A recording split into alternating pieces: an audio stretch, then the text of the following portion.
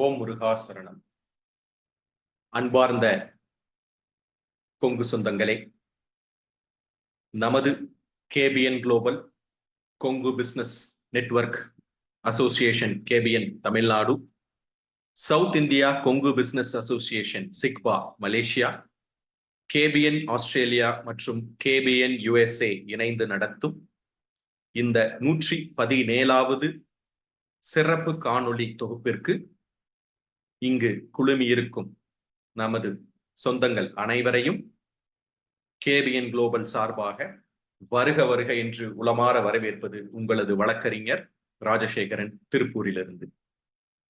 அன்பார்ந்த சொந்தங்களே, நமது வாழ்வில் வெற்றி பெறுவதற்கு முன்னர் நமது வாழ்வு இந்த உலகத்தில் துவங்குவதற்கு காரணமான நமது தாய் ஒரு பெண். நம்முடன் பிறந்து ஓடி விளையாடி நமது சுக துக்கங்களை சிறு வயதிலிருந்தே சந்தோஷமாகவும் சண்டையிட்டும் சில சமயம் சங்கடங்களை ஏற்படுத்தியும் அதை முழுவதுமாக ஏற்றுக்கொண்டும் வாழ்ந்து வருவது நம்முடைய சகோதரிகளுடன் இருக்கக்கூடிய அந்த ஒரு வாழ்வும் ஒரு பெண் உலகத்தை சார்ந்தது. பிறகு ஒவ்வொருவரும் வளர்ந்து தத்தம் வாழ்வில் அவர்களுடைய தனிப்பட்ட வாழ்வை தேடி அவர்களுடைய ஒவ்வொரு ஆண்மகனும் அவர்களுடைய துணைவியாக, இல்லறத்தின் ராணியாக ஒருவரை கரம் பிடித்து அதன் பிறகு வாழ்வதும் ஒரு பெண் என்ற ஒரு உலகத்தையும் தாண்டி அவர்களுக்கு குழந்தைகள் பெண்கள் இருந்தால் அந்த குழந்தையை இளவரசி போல வளர்த்து அவர்களுடைய வாழ்வில் ஒரு சந்தோஷத்தையும் அனுபவித்து ஓர் தாயாக தந்தையாக இருந்து இந்த உலகின் பல விஷயங்களை கற்றுக் கொடுத்து அவ்வாறு வாழக்கூடிய அந்த ஒரு வாழ்விலும் முக்கியமாக நிறைந்திருப்பது பெண்கள் தான். அவ்வாறு பெண்களை போற்றுவதற்காக ஆண்டுதோறும் மார்ச் 8ஆம் தேதி உலக பெண்கள் தினமாக கொண்டாடக்கூடிய இந்த சூழ்நிலையில் நமது இந்திய கலாச்சாரத்தில் ஒவ்வொரு நாளும் மார்ச் 8ஆகத்தான் நமது இந்திய கலாச்சாரம் இன்று வரை கொண்டாடி கொண்டிருக்கின்றது.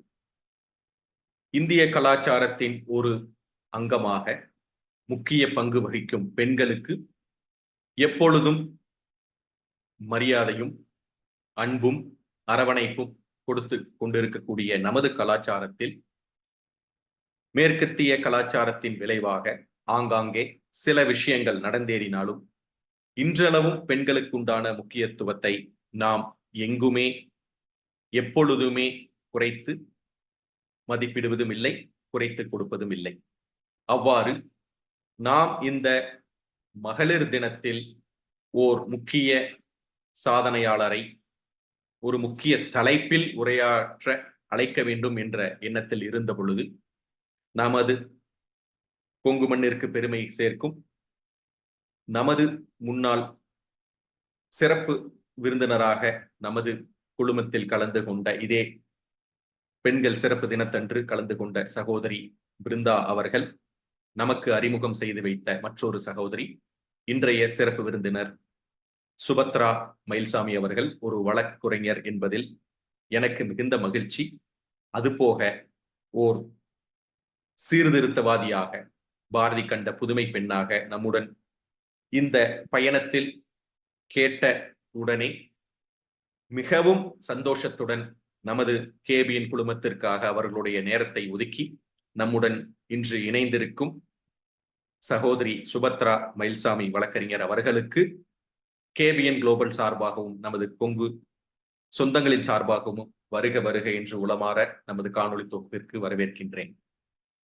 சொந்தங்களே, ஒவ்வொரு காணொளி நிகழ்வும் நமக்கு பல விஷயத்தை கற்றுக் கொடுத்தாலும் பல சாதனையாளர்களின் முயற்சியையும் அவர்கள் தாண்டி வந்த தடை கற்களையும் இடர்பாடுகளையும் அவர்கள் எவ்வாறு வாழ்வில் வெற்றி பெறுவதற்கு எவ்வளவு கஷ்டங்களை தாண்டி வந்தார்கள் என்று அந்த விஷயத்தை நாம் நமது சொந்தங்களுக்கு 47 நாடுகளில் பல கண்டங்களில் தொழில் விஷயமாகவோ, வியாபார விஷயமாகவோ, அல்லது படிப்பு விஷயமாகவோ, அல்லது கல்யாணம் செய்து கொண்டு அந்தந்த நாடுகளில் வாழ்ந்து கொண்டிருந்தாலும் கால நேரம் கருதாமல் நம்முடன் இணைந்திருக்கும் அனைத்து சொந்தங்களுக்கும் முக்கியமாக ஒரு விஷயம் என்னவென்றால், நமது சிறப்பு விருந்தினர்கள் மூலம் பல விஷயங்களை நாம் கற்றுக் கொடுத்து அவர்களுடைய அனுபவத்தை நமக்கு தெரியப்படுத்தி அதன் மூலம் நமது வாழ்வில் ஒரு எழுச்சியை ஏற்படுத்துவதில் நமது கேபிஎன் குழுமத்திற்கு முக்கிய பங்காற்றி நமது இந்த காணொளி நிகழ்விற்கு வெற்றி வாய்ப்பாக இருக்கக்கூடியவர்கள் நமது சிறப்பு விருந்தினர்கள், அவர்களுடைய சிறப்பு பேச்சுக்கள் மட்டுமே. அவ்வாறு இருக்கக்கூடிய இன்றைய சூழ்நிலையில் இன்றைய நமது சிறப்பு விருந்தினராக நம்முடன் இங்கே இணைந்திருக்கும் நமது சகோதரி பாரதி கண்ட புதுமை பெண்ணாக, பாரதியார் கவிதைக்கு இலக்கணமாக, மாதர் தம்மை இழிவு செய்யும் மடமையை கொளுத்துவோம், வைய வாழ்வுதனில் எந்த வகையினும் நமக்குள்ளே தாதர் என்ற நிலைமை மாறி ஆண்களோடும் பெண்கள் சரிநிகர் சமமான வாழ்வும் இந்த நாட்டிலே என்ற அந்த மகாகவி பாரதி பாடிய தேடிய ஒரு புதுமை பெண்ணாக, அதுவும் மிகவும் கடுமையான சவால்கள் நிறைந்திருக்கக்கூடிய இந்த வழக்குரைஞர் தொழிலில், ஏனென்றால் வழக்குரைஞராக நானும் பல சவால்களை சந்திக்கும் பொழுது ஒரு ஆணாக இருந்து நம்ம வழக்குரைஞர் தொழிலில் அவ்வளவு சிரமங்களை சமாளிக்கும் பொழுதும் இன்று ஒரு பெண்ணாக இருந்து சாதனை புரிந்து கொண்டிருப்பவர், அதுவும் அவர்களுடைய தந்தை திரு ஏ.கே. மயில்சாமி அவர்கள் 1956 வருடம் சென்னையிலே தொடங்கப்பட்ட A K. Mayilsamy and associates LLP, சுருக்கமாக ஏகேஎம் சட்ட நிறுவனம் என்றால் அனைவருக்கும், இந்த வழக்குரைஞர் மாண்புமிகு தொழில் இருப்பவர்களுக்கு அனைவருக்கும் பரிச்சயமான இந்த ஏகேஎம் என்ற நிறுவனத்தில் இன்று முக்கிய செயல் அதிகாரியாகவும் அந்த நிறுவனத்தை ஒரு புதிய உயரத்திற்கு கொண்டு சேர்க்கின்ற பெருமையையும் எடுத்துக்கொண்டு அந்த வெற்றி பாதையில் பயணித்துக் கொண்டிருப்பவர்தான் இன்றைய சிறப்பு விருந்தினர் சுபத்ரா மயில்சாமி அவர்கள். சகோதரி அவர்களை பற்றிய ஒரு முன்னுரை நம பொங்கு சொந்தங்களுக்கு தெரியப்படுத்த வேண்டும் என்ற இந்த சூழ்நிலையில், ஓர் உன்னதமான நம்பகத்தன்மையுடைய ஒரு வழக்கறிஞர் நிறுவனம் என்றால் அதற்கு எடுத்துக்காட்டாக உள்ள ஏகேஎம் அசோசியேட்ஸ் எல்எல்பியில் முக்கிய பங்காற்றி வரும் இன்றைய சிறப்பு விருந்தினர் அவர்கள், அவர்களுடைய படிப்பு BA/BL பேச்சுலர் ஆஃப் ஆர்ட்ஸ் மற்றும் பேச்சுலர் ஆஃப் லாஸ் முடித்த பிறகு MA dual post graduation degree MA மற்றும் LLM மாஸ்டர் ஆஃப் லாஸ் முடித்து அவ்வாறு இருக்கக்கூடிய LLM பட்டய படிப்பை இன்டர்நேஷனல் லா என்ற தலைப்பில் யூனிவர்சிட்டி ஆஃப் மான்செஸ்டர் UKவில் முடித்து பிறகு ஏகேஎம் லா அசோசியேட்ஸ், அதாவது ஏ.கே. மயில்சாமி லா அசோசியேட்ஸ் LLPயில் இணைந்து உலகளாவிய ஒரு கார்ப்பரேட் வழக்குரைஞர் என்ற பெருமை கொண்டு சேர்த்து பல பன்னாட்டு நிறுவனங்களை அவர்களுடைய கிளையண்ட், அதாவது அவர்களுடைய கஸ்டமராக, வாடிக்கையாளராக தன்னகத்தை கொண்டு மிகப்பெரிய நிறுவனமாக வளர்ந்து மற்றும் அந்த வளர்ச்சியை தக்க வைத்து வெற்றி பாதையில் செலுத்தி வருகின்ற அந்த நிறுவனத்தை வழிநடத்துபவர் இன்றைய சிறப்பு விருந்தினர். அவர்களுடைய தலைமை பண்பானது அவர்களுடன் பணியாற்றும் சக வழக்கறிஞர்களுக்கு ஓர் உந்து சக்தியாகவும், ஏகேஎம் என்ற அந்த ஒரு தன்மையான பிராண்டை பல வகைகளில், பல நாடுகளில், பல முன்னோக்கி எடுத்து செல்வதில் இவருடைய பங்கு இன்றியமையாதது. இவர் வந்த காலத்தில் த லா ட்ரீ என்ற மாத இதழை, சட்ட நுணுக்கங்களை கொண்டு வந்து சேர்த்து அவை 100 பிரதிகளுக்கு, அதாவது 100 எடிஷன்ஸுக்கு மேலாக சென்று ஓர் உன்னதமான படைப்பாக கொண்டு வந்து சேர்த்ததில் இவருடைய பங்கு அளப்பரியது. அது தவிர குவிக்கி 1 minute ரீட் என்ற இன்டெலெக்சுவல் ப்ராப்பர்ட்டி ரைட்ஸ், IPR என்று சொல்லக்கூடிய இன்டெலெக்சுவல் ப்ராப்பர்ட்டி ரைட்ஸில் அவர்களுடைய தனித்தன்மையையும் தனித்துவத்தையும் மெருகேற்றி அனைவருக்கும் இந்த இன்டெலெக்சுவல் ப்ராப்பர்ட்டி ரைட்ஸில் அவர்களுடைய அனுபவத்தை கொண்டு சேர்த்ததிலும் இவர்களுடைய பங்கு அளப்பரியது. அவர்களுடன் இணைந்திருக்கக்கூடிய ஜூனியர்களை, இளம் வழக்கறிஞர்களை, இளவல்களை வளர்த்து மிகப்பெரிய வழக்குரைஞர்களாகவும் நீதி அரசர்களாகவும் மற்றும் இந்த சமுதாயத்திற்கு சேவை செய்யக்கூடிய இந்த உன்னதமான வழக்குரைஞர் தொழிலில் அவர்களுடைய தந்தை காட்டிய நல்வழியில் இன்றளவும் செம்மையாக செயல்பட்டு கொண்டிருப்பவர் இன்றைய சிறப்பு விருந்தினர் சுபத்ரா மயில்சாமி வழக்குரைஞர் அவர்கள். AKM's லீகசி என்று AKM லா அசோசியேட்ஸ் LLPயின் பெருமையை அடுத்த தலைமுறைக்கு கொண்டு சேர்ப்பதிலும் எதிர்காலத்தில் ஒரு மிகப்பெரிய சட்டம் சார்ந்த ஒரு நிறுவனமாக கொண்டு சேர்ப்பதிலும் ஓர் ஒளி விளக்கு போல் இன்றளவும் அவர்களுடைய பயணம் வெற்றிகரமாக சென்று கொண்டிருப்பது என்று கூறுவது எந்த விதத்திலும் ஐயமில்லை. அவர்களுடைய முக்கிய பங்கானது AKM's ஆபரேஷன்ஸ் என்று சொல்லக்கூடியது specialising in corporate laws, intellectual property rights, data privacy laws, technology laws மற்றும் அவர்களுடைய பங்கு நீதிமன்றங்களில் வழக்குகளை திறம்பட கையாள்வது மட்டுமல்லாமல் லீகல் கன்சல்டேஷன் என்ற அட்வைசரி வழியிலும் அவர்களுடைய பன்னாட்டு நிறுவனங்களுக்கு மற்றும் சிறு குறு நிறுவனங்களில் ஆரம்பித்து இந்தியா மற்றும் உலக அளவில் பெரு நிறுவனங்களுக்கும் அவர்களுடைய சட்ட நுணுக்கங்கள் இன்றளவும் ஓர் உன்னதமான விஷயமாக அவர்களுக்கு பயன் அளித்துக் கொண்டிருக்கிறது.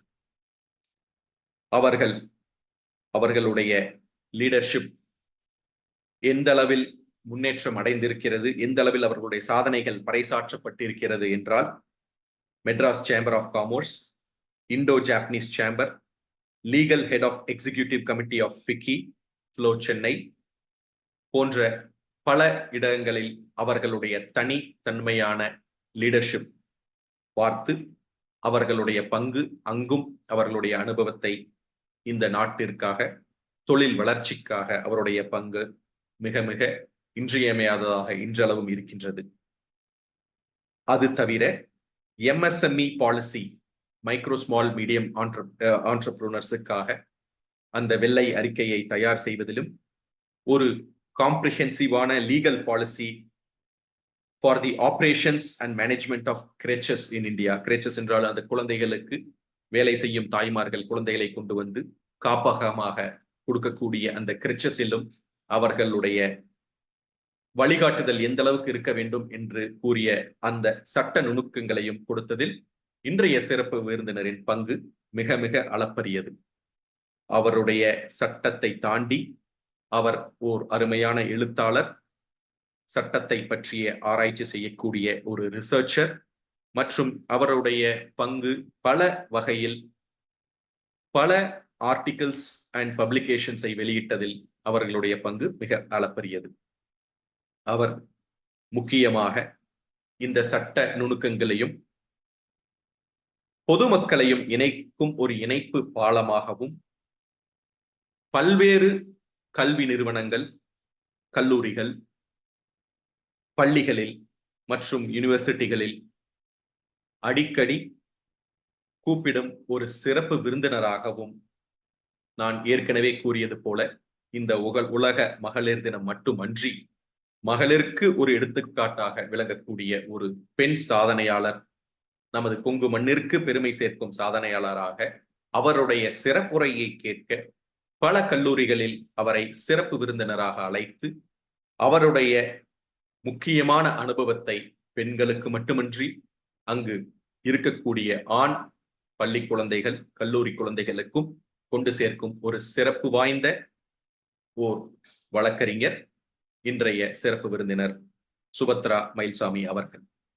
சகோதரி அவர்களை நமது KBN குளோபல் குழுமத்தில் இன்றைய சிறப்பு விருந்தினராக சிறப்பு உரை ஆற்ற நமது சொந்தங்கள் சார்பாக மீண்டும் ஒரு முறை வருக வருக என்று வரவேற்று வாருங்கள், உங்களுடைய சிறப்புரையை தாருங்கள் என்று கூறி இன்றைய 117வது காணொளி தொகுப்பில் நாம் பார்க்கவிருக்கும் சிறப்பு தலைப்பானது நீங்கள் கண்டிப்பாக அனைவரும் பார்த்திருப்பீர்கள். இன்றைய சிறப்பு விருந்தினருடன் முக்கியமான ஒரு புதிய சட்டத்தை பற்றி நாம் இன்று பார்க்க போகின்றோம். அதாவது Unlocking the Essence, Navigating the Digital Personal Data Protection Act. Digital Personal Data Protection Act என்று சொல்லக்கூடிய இந்த ஒரு சட்டத்தை தொழிலில் இருப்பவர்களுக்கு எவ்வாறு நாம் முக்கியமான விஷயங்களை பார்க்க வேண்டும், எவ்வாறு நாம் இந்த சட்ட நுணுக்கங்களை தெரிந்து கொண்டு தொழில் வாழ்வில் வெற்றி பெற வேண்டும் என்பதை பற்றி இன்று நமக்கு சிறப்புரையாற்ற வருந்திருக்கும் நமது சிறப்பு விருந்தினரை வாருங்கள், உங்களுடைய சிறப்புரையை தாருங்கள் என்று கூறி சிறப்புரைக்காக காத்துக் கொண்டிருக்கும் சொந்தங்களுடன் நானும் இணைகின்றேன். வணக்கம். வாருங்கள். எல்லோருக்கும் நன்றிங்க. வணக்கம். தம்பி, நீங்க கொடுத்த இன்ட்ரோடக்ஷன் ரொம்பவே நல்லா இருந்தது. ரொம்ப நன்றிங்க. இப்போ எனக்கு நான் I have to ensure that I keep up to this இன்ட்ரோடக்ஷனுங்க. முடிஞ்ச அளவுக்கு நான் எல்லாத்துக்கும் தமிழ் எக்ஸ்பிளைன் பண்றதுக்கு I will do my best. அங்கங்க மன்னிச்சுக்கணும் சில வார்த்தைகள் இங்கிலீஷ்ல வந்தா. ஸோ அவங்க சொன்ன இன்ட்ரோடக்ஷன் தவிர இன்னும் ஒரு சின்ன விஷயம் நான் என்ன சொல்லணும் அப்படின்னா, ஃபர்மை பத்தி. இது ஒரு 60 வருஷமா இருக்கிற ஒரு law firm, one of the oldest in Tamil Nadu. அப்பாவை தெரிகிறவங்க நிறைய பேர் இருப்பாங்க நம்ம கொங்கு சொந்தத்துல. மயில்சாமி அவரு. அது மட்டும் இல்லாம இந்த ஃபர்ம்ல என்ன ஒரு தனித்துவமான ஒரு விஷயம் அப்படின்னா, எங்களுக்கு ஒரு board of advisors and experts இருக்காங்க. அதாவது ஒவ்வொரு இண்டஸ்ட்ரியில இருந்து இருக்காங்க. பாத்தீங்கன்னா ஜஸ்டிஸ் ஜெயச்சந்திரன் அவர்கள், அவரும் நம்ம கொங்கு சொந்தம் தான், அவரு இருக்காரு எங்க போர்ட்ல. அப்புறம் மிஸ்டர் அசோக் அந்தராம் சொல்லிட்டு ஐடிசில இருந்து அவரு விபியா இருந்தாரு, மார்க்கெட்டிங் அண்ட் சேல்ஸ், அவரு இருக்காருங்க. அப்புறம் மிஸ்டர் ராமானுஜம் சொல்லிட்டு அவரு சார்ட்டர்ட் அக்கௌண்டன்ட், அவரு யூபி குரூப்ல ஒர்க் பண்ணிட்டு இருந்தாரு. அப்புறம் பிடபிள்யூசில அவரும் எங்க குரூப்ல தான் இருக்காரு. அது மட்டும் இல்லாம மிஸ்டர் ஆர் சேகர்ன்னு சொல்லிட்டு அவரு retired IRS officer, taxation angles எல்லாம் பாக்குறவரு. அவரு ஒரு 15 யூனியன் பட்ஜெட்ஸ் மிஸ்டர் சிதம்பரமோட ரொம்ப க்ளோஸா டெல்லியில ஒர்க் பண்ணியிருக்காரு. அவரும் நம்ம போர்ட்ல தான் இருக்காருங்க. அது மட்டும் இல்லாம மிஸ்டர் ஆர்எஸ் மணின்னு சொல்லிட்டு பேங்கிங் அண்ட் ஃபினான்ஸ்ல ஒரு 40+ இயர்ஸ்ல இருக்காரு. அவரு யூனியன் பேங்கோட இருந்தாரு. அப்புறம் இப்போ எம்எஸ் ராமையா குரூப்லயும் அவர் one of the board members, அவரும் நம்ம போர்ட்ல தான் இருக்காங்க. இவங்கெல்லாம் எக்ஸ்பர்ட்ஸ் அண்ட் போர்டுன்னு நான் சொல்லலாம். அதையும் இல்லாம நானும் எங்க அப்பா இல்லாம இன்னும் 2 பார்ட்னர்ஸ் இருக்காங்க. அதுல ஒரு partner ex vice chairman of company law board, அவர் பேரு மிஸ்டர் கே பாலு. நிறைய பேர் அவர்கிட்ட ஆர்டர்ஸ் வாங்கியிருப்பாங்க, தெரிஞ்சிருக்கும். அவரும் நம்ம போர்ட்ல இருக்காரு, அவரு எங்க பார்ட்னரா. அப்புறம் சாரா ஏப்ரஹாம் சொல்லிட்டு அவங்க arbitration and mediation, she is one of the few who was selected for this arbitration and mediation from Singapore and cleared her exams. அவங்களும் எங்க பார்ட்னரா இருக்காங்க. அது மட்டும் இல்லாம மிஸ்டர் எஸ் பாலசுப்ரமணியம் சொல்லிட்டு அவர் சேர்மன் ஆஃப் கம்பெனி லா போர்ட்ல இருந்தாரு, அவரும் நம்ம போர்ட்ல தான் இருக்காரு. இவங்க எல்லாம் ஏன் நான் சொல்றேன் அப்படின்னா, ஒவ்வொரு பிசினஸுக்கு ஒவ்வொரு நீட், அந்த நீடுக்கு ஒரு பிசினஸ் ஒரே இடத்துக்கு வந்தா, ஒரே ஒரு லா ஃபார்முக்கோ வந்தா அவங்களுக்கு ஒரு ஒன் ஸ்டாப் டெஸ்டினேஷனா இருக்கணுங்கிறதுக்காக வேண்டிதான் இந்த மாதிரி எக்ஸ்பர்ட்ஸ் எங்களோட இருக்காங்க. ஸோ நாங்க கொடுக்குற ஒரு சொல்யூஷன்ஸ் பாத்தீங்கன்னா ஒவ்வொரு பிசினஸ் நீடுக்கு தகுந்தாப்புல தான் நாங்க சொல்யூஷன்ஸ் கொடுப்போம். அதனாலதான் இந்த போர்ட் ஆஃப் எக்ஸ்பர்ட்ஸ் இருக்காங்க. அடுத்தது இப்போ அதோட என்னோட இன்ட்ரடக்ஷனை நான் முடிச்சுக்கிறேன். ஐ திங்க் நம்ம எல்லாரும் ஆவலா இந்த ஆக்ட் என்னங்கிறத யோசிச்சுட்டு இருப்போம். இப்போ இந்த digital personal data protection act அப்படிங்கிறது என்ன, எதுக்கு நம்ம இதை கொண்டு வந்திருக்கோம்? அதாவது ஒரு பிரைவசி ஆங்கிளுக்காக வேண்டி. பிரைவசி லாஸ்ங்கிறது நம்ம பாத்தீங்கன்னா எப்பவுமே நீங்க தொழில இருக்கிறவங்க எல்லாத்துக்குமே நல்லா தெரியும், ஃபாரின்ல தொழில் பண்றவங்களுக்கும் நல்லாவே தெரியும். இன்டர்நேஷனல் ஆஸ்பெக்ட்ஸ்ல நம்ம அக்ரிமெண்ட்ஸ் பண்றப்போ இந்த பிரைவசி ஆங்கிள் ரொம்ப முக்கியம்.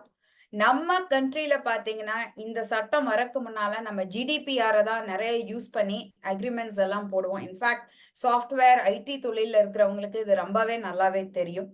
அது மட்டும் இல்லாம எக்ஸ்போர்ட்ஸ் பண்றவங்களுக்கும் இதுல நிறைய தெரியும்.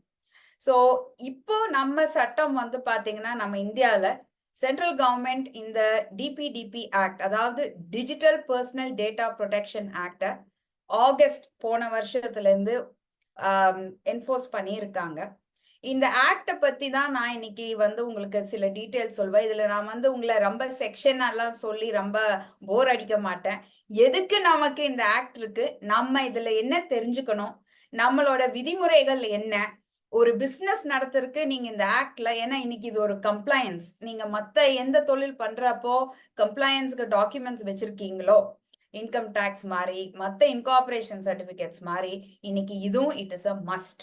இது இல்லைன்னா நமக்கு தொழில் பண்றவங்களுக்கு எல்லாத்துக்குமே நாளைக்கு கஷ்டமாயிரும். இல்லையே மேடம், இதுக்கு இன்னும் டைம் இருக்கு, நான் கேள்விப்பட்டிருக்கேன் என்ஃபோர்ஸ்மெண்ட் டேட்டே வரலையாமே அப்படின்னு நிறைய பேர் சொல்றாங்க. ஆமா, டேட் இன்னும் வரல, ரூல்ஸ் இன்னும் வரல, பட் எலெக்ஷன் முடிஞ்சதையும் we are expecting it very fast. நான் ஏன் இவ்வளவு தூரம் சொல்றேன்னா, இது ஒரு மேமத்தான ஒரு வேலை. டேட்டா, இன்னைக்கு டேட்டா இல்லாத உலகம் இல்ல, டேட்டா தான் உலகமே நமக்கு எல்லாத்துக்குமே. சோ இத கம்ப்ளையன்ஸ் பண்ணி இத புரிஞ்சு நம்ம தொழில் நடத்துறது தான் ரொம்ப ரொம்ப நல்லது. சரி, இப்போ அடுத்த ஸ்லைடு என்னங்கறத பாப்போம். இப்போ இதுல பாத்தீங்கன்னா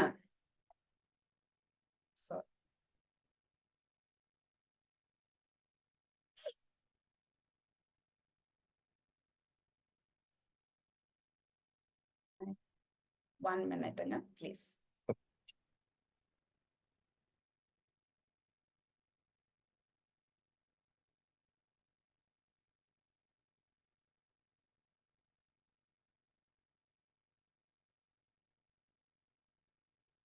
எதுக்கு இந்த ஆக்ட் நமக்கு? the need for recognizing this act in business. ஏன் நம்ம இதை கொண்டு வரணும்? இந்த கான்செப்ட் நான் சொன்ன மாதிரி பாத்தீங்கன்னா இது ஒன்றும் நமக்கு ஏலியனான கான்செப்ட் இல்ல. பிரிவசி ஆங்கிள் ஏற்கனவே நாம வந்து வெயிட் பண்ணிட்டு இருக்கோம். நிறைய இந்த கமிட்டி பத்தி, நிறைய இந்த ஆக்ட் பத்தி நிறைய ஒரு டிஸ்கஷன்ஸ் போயிட்டு இருக்கு. இது வேணுமா, அவசியமா நம்ம தொழில்ல, இத வந்து நம்ம கண்டிப்பா கொண்டு வரணுமா வேண்டாமாங்கிற ஒரு டிபேட் போயிட்டு இருக்கு. இந்த ஆக்ட் ஏன் கொண்டு வந்திருக்காங்க அப்படின்னா, நம்மளோட கான்ஸ்டிடியூஷன்லயே பாத்தீங்கன்னா பிரிவசிக்கு முக்கியத்துவம் கொடுத்திருக்காங்க.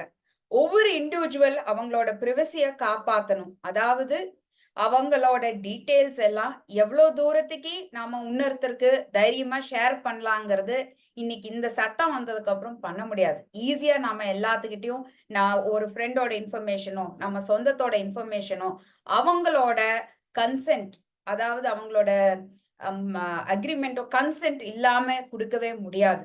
சோ இந்த இதுக்காகத்தான் இந்த ஆக்ட கொண்டு வந்திருக்காங்க. இந்த கான்செப்ட் நம்ம ஊருக்கு கொஞ்சம் புதுசுதான். ஏன்னா அதுக்கு வந்து நம்ம பிரிவசிங்கிற ஆங்கிள வந்து நம்ம ரொம்ப ஒரு முக்கியத்துவம் கொடுத்து பார்த்ததே இல்லை. அப்படியா, நம்ம ஃப்ரெண்டு தானே கேட்கறாங்க, நம்ம கொடுத்துட்டு போவோமே நம்பரை, அவங்க இமெயில் ஐடி தானே நம்ம ஷேர் பண்ணிட்டு போவோமே, அதனால என்ன அப்படின்னு தான் நினைக்கிறோம். நாம என்னைக்குமே அவங்கள கேட்டுட்டு தான் நம்ம ஷேர் பண்ணணுங்கிற ஒரு எண்ணமே நமக்கு வர்றதில்லை. ஏன்னா நம்ம அவ்வளோ ஈஸியா கிராண்டடா எடுத்துக்கிறோம். ஆனா இன்னைக்கு இந்த சட்டம் வந்ததுக்கு அப்புறம் இந்த மாதிரி நம்ம பண்ண முடியாது. இது ஒரு கம்ப்ளையன்ஸ். அதனால இதுக்கு என்ன ஒரு நடைமுறை இருக்கு, இந்த இந்த ஆஸ்பெக்ட்ல நீங்க எப்படி டேட்டாவை கலெக்ட் பண்ணணும், ஸ்டோர் பண்ணணும், லோக்கலா ஸ்டோர் பண்றது எப்படி, டிரான்சிஷன்ல இருக்கிறது எப்படி, ஃபாரின்ல இருந்தா எப்படி டேட்டா, இந்த மாதிரி ரூல்ஸ் அண்ட் ரெகுலேஷன்ஸுக்கு தான் இந்த சட்டத்தை ஃபுல்லா கொண்டு வந்திருக்காங்க. அதுவும் இல்லாம இதோட பெனிஃபிட் என்னன்னு பாத்தீங்கன்னா, ஒவ்வொரு பிசினஸும் நம்ம டிரான்சாக்ஷன்ஸ் கோடிக்கணக்குல பண்றோம், டேட்டா டிரான்ஸ்பர் ஆகுது, அது நிறைய பர்சனல் இன்ஃபர்மேஷன்ஸ் டிரான்ஸ்பர் ஆகுறப்போ ஒரு இண்டிவிஜுவலுக்கு ஒரு சேஃப்டி வேணும். அவங்களோட பிரைவசிய கார்ட் பண்ணணும். எந்த ஆர்கனைசேஷனா இருக்கட்டும்ங்க, சின்னது பெருசுங்கிறது கிடையாது. அதுக்காக வேண்டிதான் இந்த சட்டத்தை கொண்டு வந்திருக்காங்க. அது மட்டும் இல்லாம டிரான்ஸ்பெரன்சி இன் பிசினஸ், ஒவ்வொரு பிசினஸும் நீங்க டிரான்ஸ்பரன்சி இருக்கணும். இந்த கம்பெனிக்கும் அந்த கம்பெனிக்கும் டிரான்சாக்ஷன் நடக்குது, யார் யாரு டீட்டெயில்ஸ் எங்கெங்க போகுதுங்கிறது கான்செப்ட் ஒரு ட்ரஸ்ட் பில்ட் பண்றதுக்கு தான் இந்த சட்டத்தையே கொண்டு வந்திருக்காங்க. ஸோ அதனாலதான் இது வந்து ஒரு கம்பல்சரி ஆன ஒரு கம்ப்ளையன்ஸ் இன்னைக்கு இத கண்டிப்பா நம்ம ஃபாலோ பண்ணி தான் ஆகணும். இப்ப இல்லைனாலும் கொஞ்சம் தூரத்துல, கொஞ்ச நாள்ல, கொஞ்சம் வருஷத்துலன்னு இல்ல. இதுக்கு ஒரு டைம் பீரியட் குடுப்பாங்க. பட் நான் என்ன சொல்றேன் அப்படின்னா, இத நம்ம இப்ப வந்த உடனேமே இத கம்ப்ளை பண்றது நமக்கு டைம் சேவ் ஆகும். அது மட்டும் இல்லாம பெனாலிட்டீஸ்ல இருந்து நம்மள வந்து காப்பாத்திக்கலாம். ஏன்னா இதோட பெனாலிட்டீஸ் பாத்தீங்கன்னா ரொம்ப அதிகம். முந்தி ரூ. 1000 இல்ல இது ரூ. 5000 முடியிற பெனாலிட்டி கிடையாது. இது கோடிக்கணக்குல போகுது ஒவ்வொரு பிரீச் ஆனா. அடுத்த கான்செப்ட் என்னன்னு நான் பாத்தீங்கன்னா, டெஃபினிஷன்ஸ் இந்த ஆக்ட்ல என்னதான் இந்த ஆக்ட்ல சொல்லுது அப்படிங்கறத நீங்க தெரிஞ்சுக்கணும். ஃபர்ஸ்ட் டேட்டானா என்ன?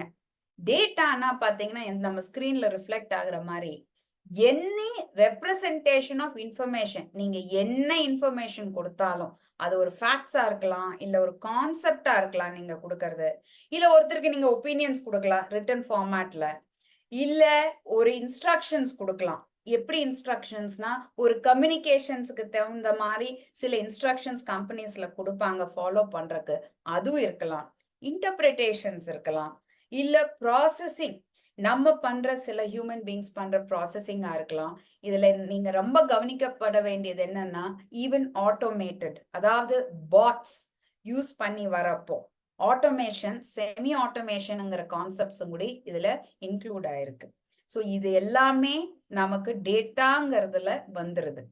அது மட்டும் இல்லாம முக்கியமா கவனிக்கப்பட வேண்டியது என்னன்னா, இந்த டேட்டா டிஜிட்டல் பர்சனல்ங்கிறத வந்து எனிதிங் டிஜிட்டல் ஃபார்மேட்ல உங்க தனி நபருக்கு குறிச்சு வர்றதுதான் டிஜிட்டல் பர்சனல் டேட்டா ப்ரொடெக்ஷன்.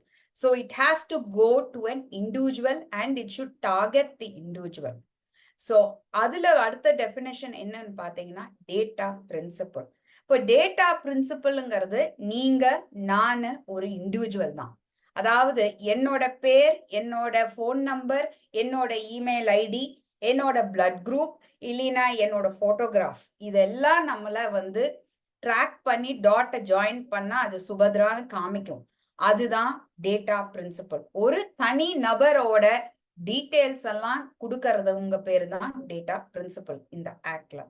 அடுத்தது பாத்தீங்கன்னா நம்ம பிசினஸ், நானும் தொழில் நடத்துறேன், எல்லாரும் தொழில் நடத்துறோம். டேட்டா ஃபிடியூஷரி, சின்ன தொழிலா இருக்கட்டும், பெரிய தொழிலா இருக்கட்டும், எவ்வளவு பெருசா இருந்தாலும் சரி, டிஜிட்டல்ல நாம வந்து இன்ஃபர்மேஷன்ஸ் கலெக்ட் பண்ணி வைக்கிறோம்.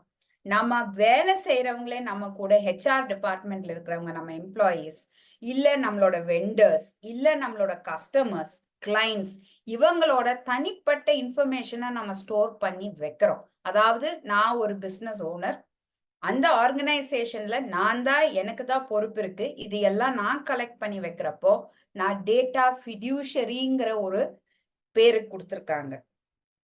எந்த தொழில்ல இருக்கிறவங்களா இருக்கட்டும், அவங்க சொந்தமா அவங்களுக்காக, அவங்க கம்பெனிக்காக இந்த தனிப்பட்ட நபர்களோட கலெக்ட் பண்ணி ஸ்டோர் பண்ணி வைக்கிறவங்க பேரு தான் டேட்டா ஃபிடியூஷரி. இப்போ எக்ஸாம்பிள் சொல்லணும்னா, இப்போ நம்ம தம்பி இருக்காங்க ராஜசேகர், அவங்க ஆபீஸ்ல ஒரு 4 ஜூனியர்ஸ் வேலை செய்யறாங்க. அவங்க ஜூனியர்ஸோட பர்சனல் இன்ஃபர்மேஷன், அதாவது அவங்க அட்ரஸ், அவங்க ஆதார் டீடைல்ஸ், இதெல்லாம் கலெக்ட் பண்ணி வைக்கிறாரு. அதை டிஜிட்டல்ல தான் ஸ்டோர் பண்ணி வைக்கிறாரு. அவரு வந்து தொழில் நடத்துறவருனால அவருக்கு பேரு தான் டேட்டா ஃபிடியூஷரி. அந்த ரெஸ்பான்சிபிலிட்டி நமக்கு தான் உண்டு. அப்போ இண்டிவிஜுவல்ஸ் வந்து நம்ம கிட்ட கொடுக்கறப்போ அந்த பொறுப்பு நம்ம கிட்ட தான் உண்டு. அடுத்தது பாத்தீங்கன்னா முக்கியமா டேட்டா ப்ராசஸர். இந்த ப்ராசஸர்னா யாரு? நம்ம எல்லாரும் பெரிய பெரிய கம்பெனிலயும் சரி, சின்ன கம்பெனிலயும் சரி, எல்லா வேலையும் நம்மளே பண்ண மாட்டோம். நிறைய நம்ம அவுட் சோர்ஸ் பண்றோம். இன்ஃபேக்ட் ஹெச்ஆர் ரிலேட்டடா இருக்கட்டும், அக்கௌண்ட்ஸ் ரிலேட்டடா இருக்கட்டும், இதுல இண்டிவிஜுவல் சம்பந்தப்பட்ட எந்த ஒரு டாக்குமெண்ட்ஸை நம்ம ஆபீஸ்ல செய்யாம ஒருத்தருக்கு அவுட் சோர்ஸ் பண்றோம்னு வைங்க, நிறைய டேட்டா ப்ராசஸர்ஸ் இருப்பாங்க அவுட் சோர்ஸ் பண்றதுக்கு. இந்த வேலையை தான் செய்வாங்க அவங்க. அவங்களும் இந்த ஆக்ட்குள்ள வராங்க. எந்த பர்சனல் டேட்டாவை அவங்க ப்ராசஸ் உங்க சார்பாக அவங்க ப்ராசஸ் பண்றாங்க, நீங்க அவுட் சோர்ஸ் பண்றீங்க, அதுக்கு உங்க சார்பாக பண்றப்போ அவங்க பேர் தான் டேட்டா ப்ராசஸர். அவங்களும் இந்த ஆக்ட்குள்ள வராங்க. இதுல பாத்தீங்கன்னா எங்கேயாவது தப்பு நடந்தாலும் நீங்க தான், அந்த தேர்ட் பர்சன் தப்பு பண்ணாலும் நீங்க தான் ரெஸ்பான்சிபிள். அதாவது வைகேரியஸ் லைபிலிட்டின்னு சொல்லுவோம். அது உங்களுக்கு தான். அதாவது நம்ம டிரைவர் வண்டியை இடிச்சா கூட கேஸ் வந்து டிரைவர் மேல வராது, ஓனருக்கு தான் வரும். ஸோ அதே கான்செப்ட் தான் இங்கேயும் இருக்கு, டேட்டா ப்ராசஸர்ன்னு சொல்றது. இது வந்து இதெல்லாம் ஒரு முக்கியமான டெஃபினிஷன்ஸ் நமக்கு தெரிய வேண்டியது. அடுத்தது பாத்தீங்கன்னா அப்ளிகபிலிட்டி. இந்த சட்டம் யார் யாருக்கு அப்ளிகபிள் ஆகும்? இதுல நிறைய கரெக்டா பாத்தீங்கன்னா digital principal data within territory of India. India டெரிட்டரிக்குள்ள நம்மளோட பர்சனல் டேட்டா யூஸ் ஆகுறப்போ வேறெவர் இட் இஸ் கலெக்டட் அங்க அப்ளிகபிள் ஆகும். அதுல ஃபர்ஸ்ட் அது டிஜிட்டல் ஃபார்மேட்ல இருக்கணும். எதுவுமே புக் கீப்பிங்லயோ இல்ல நீங்க ரிட்டன் ரெக்கார்ட்லயோ அந்த காலத்தை மாதிரி எழுதி வச்சிருந்தீங்கன்னா அதுக்கு வந்து இந்த ஆக்ட் செயல்படாது. டிஜிட்டல் ஃபார்மேட்ல இருக்கிறதுக்கு தான் செயல்படும். அது மட்டும் இல்லாம நீங்க புக்கை வந்து ஸ்கேன் பண்ணிட்டு அதை அப்புறம் டிஜிட்டல் பண்ணிட்டீங்கன்னா அப்போ செயல்படும். இப்போ நிறைய பேத்துக்கு டேட்டா முதல்லயே ஸ்டோர் பண்ணி வச்சிருப்பாங்க, ஆயிரக்கணக்கில் நம்ம எல்லாருமே ஸ்டோர் பண்ணி வச்சிருக்கோம். அப்போ இந்த ஆக்ட் எல்லாம் அதுக்கும் பயன்படுமா நிறைய பேத்துக்கு ஒரு டவுட் இருக்கு. இல்ல ஃபியூச்சரா தான்ட்டு இல்ல, நீங்க பழைய டேட்டாஸ் கலெக்ட் பண்ணி வச்சவங்களுக்கும் இந்த ஆக்ட் வந்து இட் இஸ் அப்ளிகபிள். அதோட கம்ப்ளையன்ஸை நம்ம ஃபாலோ பண்ணி தான் ஆகணும். அதான் நான் சொல்லியிருக்கேன், நான் digital form and digitalise subsequently. புக்ல இருந்து நீங்க ஸ்கேன் பண்ணி வச்சாலும் இட் இஸ் அப்ளிகபிள். அது மட்டும் இல்லாம it is also applicable outside the territory of India. எப்போ அப்படின்னா எந்த விதமான ஒரு ப்ராசஸிங் வந்து any connection or activity it is related to offering of your goods or services. நம்மளது ஒரு தனி நபரோட கூட்ஸ் ஆர் சர்வீசஸ்க்காக வேண்டி நீங்க ஒரு ஆஃபரிங் நடக்கிறப்போ அந்த இண்டிவிஜுவலோட டேட்டா பிரின்சிபலோட இன்ஃபர்மேஷன்ஸ் போகுதுனாலும் it is applicable outside the country also. எங்க அப்ளை ஆகாதுன்னு பாத்தீங்கன்னா, நானே என்னோட சுயமா கன்சென்ட்டோட என்னோட பர்சனல் யூஸ்க்கு ஒரு டேட்டாவோ இல்ல ஒரு டொமெஸ்டிக் பர்பஸுக்கு நான் வந்து அதை பப்ளிக்கா அவைலபிள் பண்ணா அது வந்து இந்த ஆக்ட் யூஸ் ஆகாது. அதாவது for example social media. Social மீடியால நீங்க தான் வாலண்டியரா போயிட்டு ஐ கன்சென்ட்னு சொல்லிட்டு உங்களோட பர்சனல் டீடைல்ஸ் ஃபேஸ்புக்கா இருக்கட்டும், ட்விட்டரா இருக்கட்டும், லிங்க்டனா இருக்கட்டும், இன்ஸ்டாகிராம் இப்போவா இருக்கட்டும், எல்லாத்துலயும் நீங்க தான் வாலண்டியரா போயிட்டு உங்க பர்சனல் டேட்டாவை கொடுக்குறீங்க. அந்த மாதிரி ஒரு சூழ்நிலையில இந்த ஆக்ட் உங்களுக்கு அப்ளிகபிள் ஆகாது. சரிங்களா? அடுத்தது பாத்தீங்கன்னா இதுக்கு ஒரு 7 கீ பிரின்சிபல்ஸ் சொல்லுவோம். அதாவது guiding stars which is navigating responsible data practices. இந்த ஒரு 7 பிரின்சிபல்ஸ் மட்டும் நமக்கு ரொம்ப ரொம்ப முக்கியங்க, நம்ம தொழில் பண்ற அத்தனை பேத்துக்கும். என்ன பாத்தீங்கன்னா ஃபர்ஸ்ட் கன்சென்ட். அதாவது அக்ரிமெண்ட். நான் ஆமான்னு சொல்லணும். கன்சென்ட் அது வந்து நீங்க கொடுக்கிற கன்சென்ட் ஒரு லாஃபுல் பர்பஸுக்கா இருக்கணும். சட்டத்துக்கு என்ன சொல்றது, எந்த கிரிமினல் ஆக்டிவிட்டியோ அந்த மாதிரி இருக்கக்கூடாது. நம்ம கான்ட்ராக்ட் லால எப்பவும் இருக்கிற மாதிரி எந்த கன்சென்ட் ஃபர்ஸ்ட் இருக்கணும், லாஃபுல் பர்பஸுக்கு தான் இருக்கணும், டிரான்ஸ்பரண்ட் யூஸ் இருக்கணும். அப்படின்னா நீங்க எந்த டேட்டா பர்சனலா ஒருத்தரத கலெக்ட் பண்ணீங்கனாலும் இன்னைக்கு அதை ப்ராசஸ் பண்ணீங்கனாலும் இன்னைக்கு அவங்களோட சுய கன்சென்ட் இல்லாம நீங்க ப்ராசஸ் பண்ண முடியாது, எடுக்கவும் முடியாது. அது மட்டும் இல்லாம அதோட லீகல் ரிக்வயர்மெண்ட்ஸ் எல்லாத்தையும் நீங்க மெயின்டைன் பண்ணணும். அதை மெயின்டைன் பண்ணிட்டு transparency through out the process இருக்கணும். அதாவது அடுத்தது பாத்தீங்கன்னா பர்பஸ் சொல்லுவோம். நீங்க கலெக்ட் பண்ற டேட்டா, இப்போ நம்ம ஆபீஸ்ல ஒருத்தர் வந்து ஒரு இன்டர்வியூக்கு நம்ம கால் ஃபார் பண்றோம். அப்ளிகேஷன் இன்டர்வியூக்கு கால் ஃபார் பண்றப்போ அந்த அப்ளிகேஷன் எல்லாம் நம்மளோட பழக்கம் எப்படின்னா நம்ம நல்லா டவுன்லோட் பண்ணி வச்சுட்டு நமக்கு அந்த 2 பேர் தான் நீங்க சூஸ் பண்ணணும். 2 பேத்துக்கு முடிஞ்சாச்சு. பட் நீங்க ஒரு 1000 அப்ளிகேஷன்ஸ் வச்சிருப்பீங்க. அந்த மாதிரி இப்போ ஸ்டோர் பண்ண முடியாது, இன்டெஃபினட் பீரியடுக்கு பண்ண முடியாது. அதாவது உங்களோட பர்பஸ் ஃபுல்ஃபில் ஆயிடுச்சுன்னா அந்த டேட்டாவை நீங்க டெலீட் பண்ணும். 2 பேத்துக்கு சீட் ஃபில் பண்ணிட்டீங்களா, இன்னி நீங்க எக்ஸ்ட்ராவா இதை வச்சுட்டு நான் இன்னும் கொஞ்சம் ஒரு 1 இயருக்கு அப்புறம் இதை யூஸ் பண்ணலாமேங்கிறத பண்ண முடியாது. அப்படி நீங்க பண்ணறீங்க அப்படின்னா அவங்களுக்கு நீங்க முதல்லயே டிஸ்க்ளோஸ் பண்ணி அவங்க கன்சென்ட்டை வாங்கணும். So that is called as purpose and limitation. அது மட்டும் இல்லாம எந்த டேட்டா நீங்க கலெக்ட் பண்ணாலும் அந்த பர்டிகுலர் பர்பஸ்க்கு மட்டும்தான் நீங்க கலெக்ட் பண்ணுமோ தவிர வேற எந்த பர்பஸுக்கும் கலெக்ட் பண்ணிட்டு நீங்க யூஸ் பண்ண கூடாது. நீங்க ஹெச்ஆருக்கு நீங்க அப்ளிகேஷன்ஸ் வாங்கிட்டு அதுக்கப்புறம் அவங்களோட டீட்டெயில்ஸை யூஸ் பண்ணி இன்னொரு ஃப்ரெண்டு கேட்குறாங்க யாருக்கோ ரெக்கமெண்டேஷன் ஒர்க், அப்பா என்கிட்ட 4 அப்ளிகேஷன்ஸ் இருக்கு கொண்டு அனுப்பிச்சிருக்காங்க, நான் உனக்கு வேணா ரெஃபர் பண்றேன் அப்படின்னு சொல்லிட்டு நீங்களா ஈஸியா ரெஃபர் பண்ண முடியாது. ஏன்னா நீங்க கொடுத்த அப்ளிகேஷன் போட்டவங்க கிட்ட கன்சென்ட் வாங்கணும். ஸோ எந்த பர்பஸ்க்கு நீங்க வாங்குறீங்களோ அந்த இன்ஃபர்மேஷன் அதுக்கு மட்டும்தான் யூஸ் பண்ணணும். குரூப் கம்பெனிஸ் மாதிரி இருந்தாலும் நான் பேரண்ட் கம்பெனி குரூப் கம்பெனிஸ் நான் யாருக்கு வேணாலும் இது ஃப்ரீயா வேகன்சி இருந்தா யூஸ் பண்ணலாம் அப்படின்னு நினைக்கவும் கூடாது. அந்த மாதிரி எல்லாம் பண்றீங்கன்னா இதுக்கு எல்லாமே நீங்க கன்சென்ட் ப்ரீவியஸா டிரான்ஸ்பெரன்சிங்கிறது அதுதான். நீங்க முதல்லயே இதெல்லாம் டிஸ்க்ளோஸ் பண்ணிட்டு தான் நீங்க பண்ணணும். அடுத்த 3வது பாயிண்ட் பாத்தீங்கன்னா டேட்டா மினிமைசேஷன். எந்த டேட்டா நீங்க கலெக்ட் பண்ணாலும் அதோட அளவுக்கு ஒரு அளவுக்கு மீறி நீங்க கலெக்ட் பண்ணக்கூடாது. ஃபார் எக்ஸாம்பிள், எனக்கு தேவையில்லாம நான் லா ஃபார்ம்ல எனக்கு அவங்க பேர் வேணும், ஃபோன் நம்பர் வேணும், ஆதார் வேணும், ஏன்னா அது முக்கியமான ஒரு வெரிஃபிகேஷனுக்காக. அதுக்கு மீறி ஏதாவது நீங்க இன்சூரன்ஸ் ஏதாவது எடுத்து அவங்களுக்கு கொடுக்குறீங்கன்னா அவங்க மெடிக்கல் ஹிஸ்டரி கலெக்ட் பண்ணலாம். அது இல்லாம தேவையில்லாத எந்த சென்சிட்டிவ் பர்சனல் இன்ஃபர்மேஷனும் நீங்க கலெக்ட் பண்ணி வச்சுக்க கூடாது, அவசியம் இல்லை. இப்ப அவங்களோட மெடிக்கல் டீட்டெயில்ஸ் ரொம்ப ஒரு டீட்டெயில்டா அவங்களோட ஜீன் ஹிஸ்டரியோ அவங்களோட மற்ற பர்சனல் இஷ்யூஸ் இருக்கிறதோ அதெல்லாம் உங்களுக்கு அவசியமே இல்லை. உங்களோட போர்ட்ஃபோலியோக்கு எந்த டேட்டா அவசியமோ நீங்க அதை மட்டும்தான் கலெக்ட் பண்ணி மினிமமா மெயின்டைன் பண்ணணும். ஏன்னா இன்னைக்கு கான்செப்டே என்னன்னா மினிமமா கலெக்ட் பண்ணீங்கன்னா உங்களுக்கு responsibility limited only to that. நீங்க அளவுக்கு மீறி கலெக்ட் பண்ணீங்கன்னா you have heavier responsibility to maintain that. அதனால எது அளவா வேணுமோ அதுக்கு மட்டும்தான் நீங்க டேட்டாவை அளவா கலெக்ட் பண்ணணும். அந்த call for what it is ரிக்வயர்டோ அதுக்கு மட்டும்தான் நீங்க கலெக்ட் பண்ணணும். அடுத்தது பாத்தீங்கன்னா டேட்டா அக்யூரசி. இது இப்ப நான் உங்களுக்கு டேட்டா என்னை பத்தி கொடுக்குறேன்னா நான் கேபிஎனுக்கு கொடுக்குறேன்னு வைங்க என்னை பத்தி இன்ஃபர்மேஷன். அது ஐ ஹாவ் டு என்ஷோர் நான் கொடுக்குற இன்ஃபர்மேஷன் எல்லாம் கரெக்டா இருக்கு, தப்பா இல்ல என்ன ஒரு டூப்ளிகேட் இன்ஃபர்மேஷன் கொடுக்க கூடாது.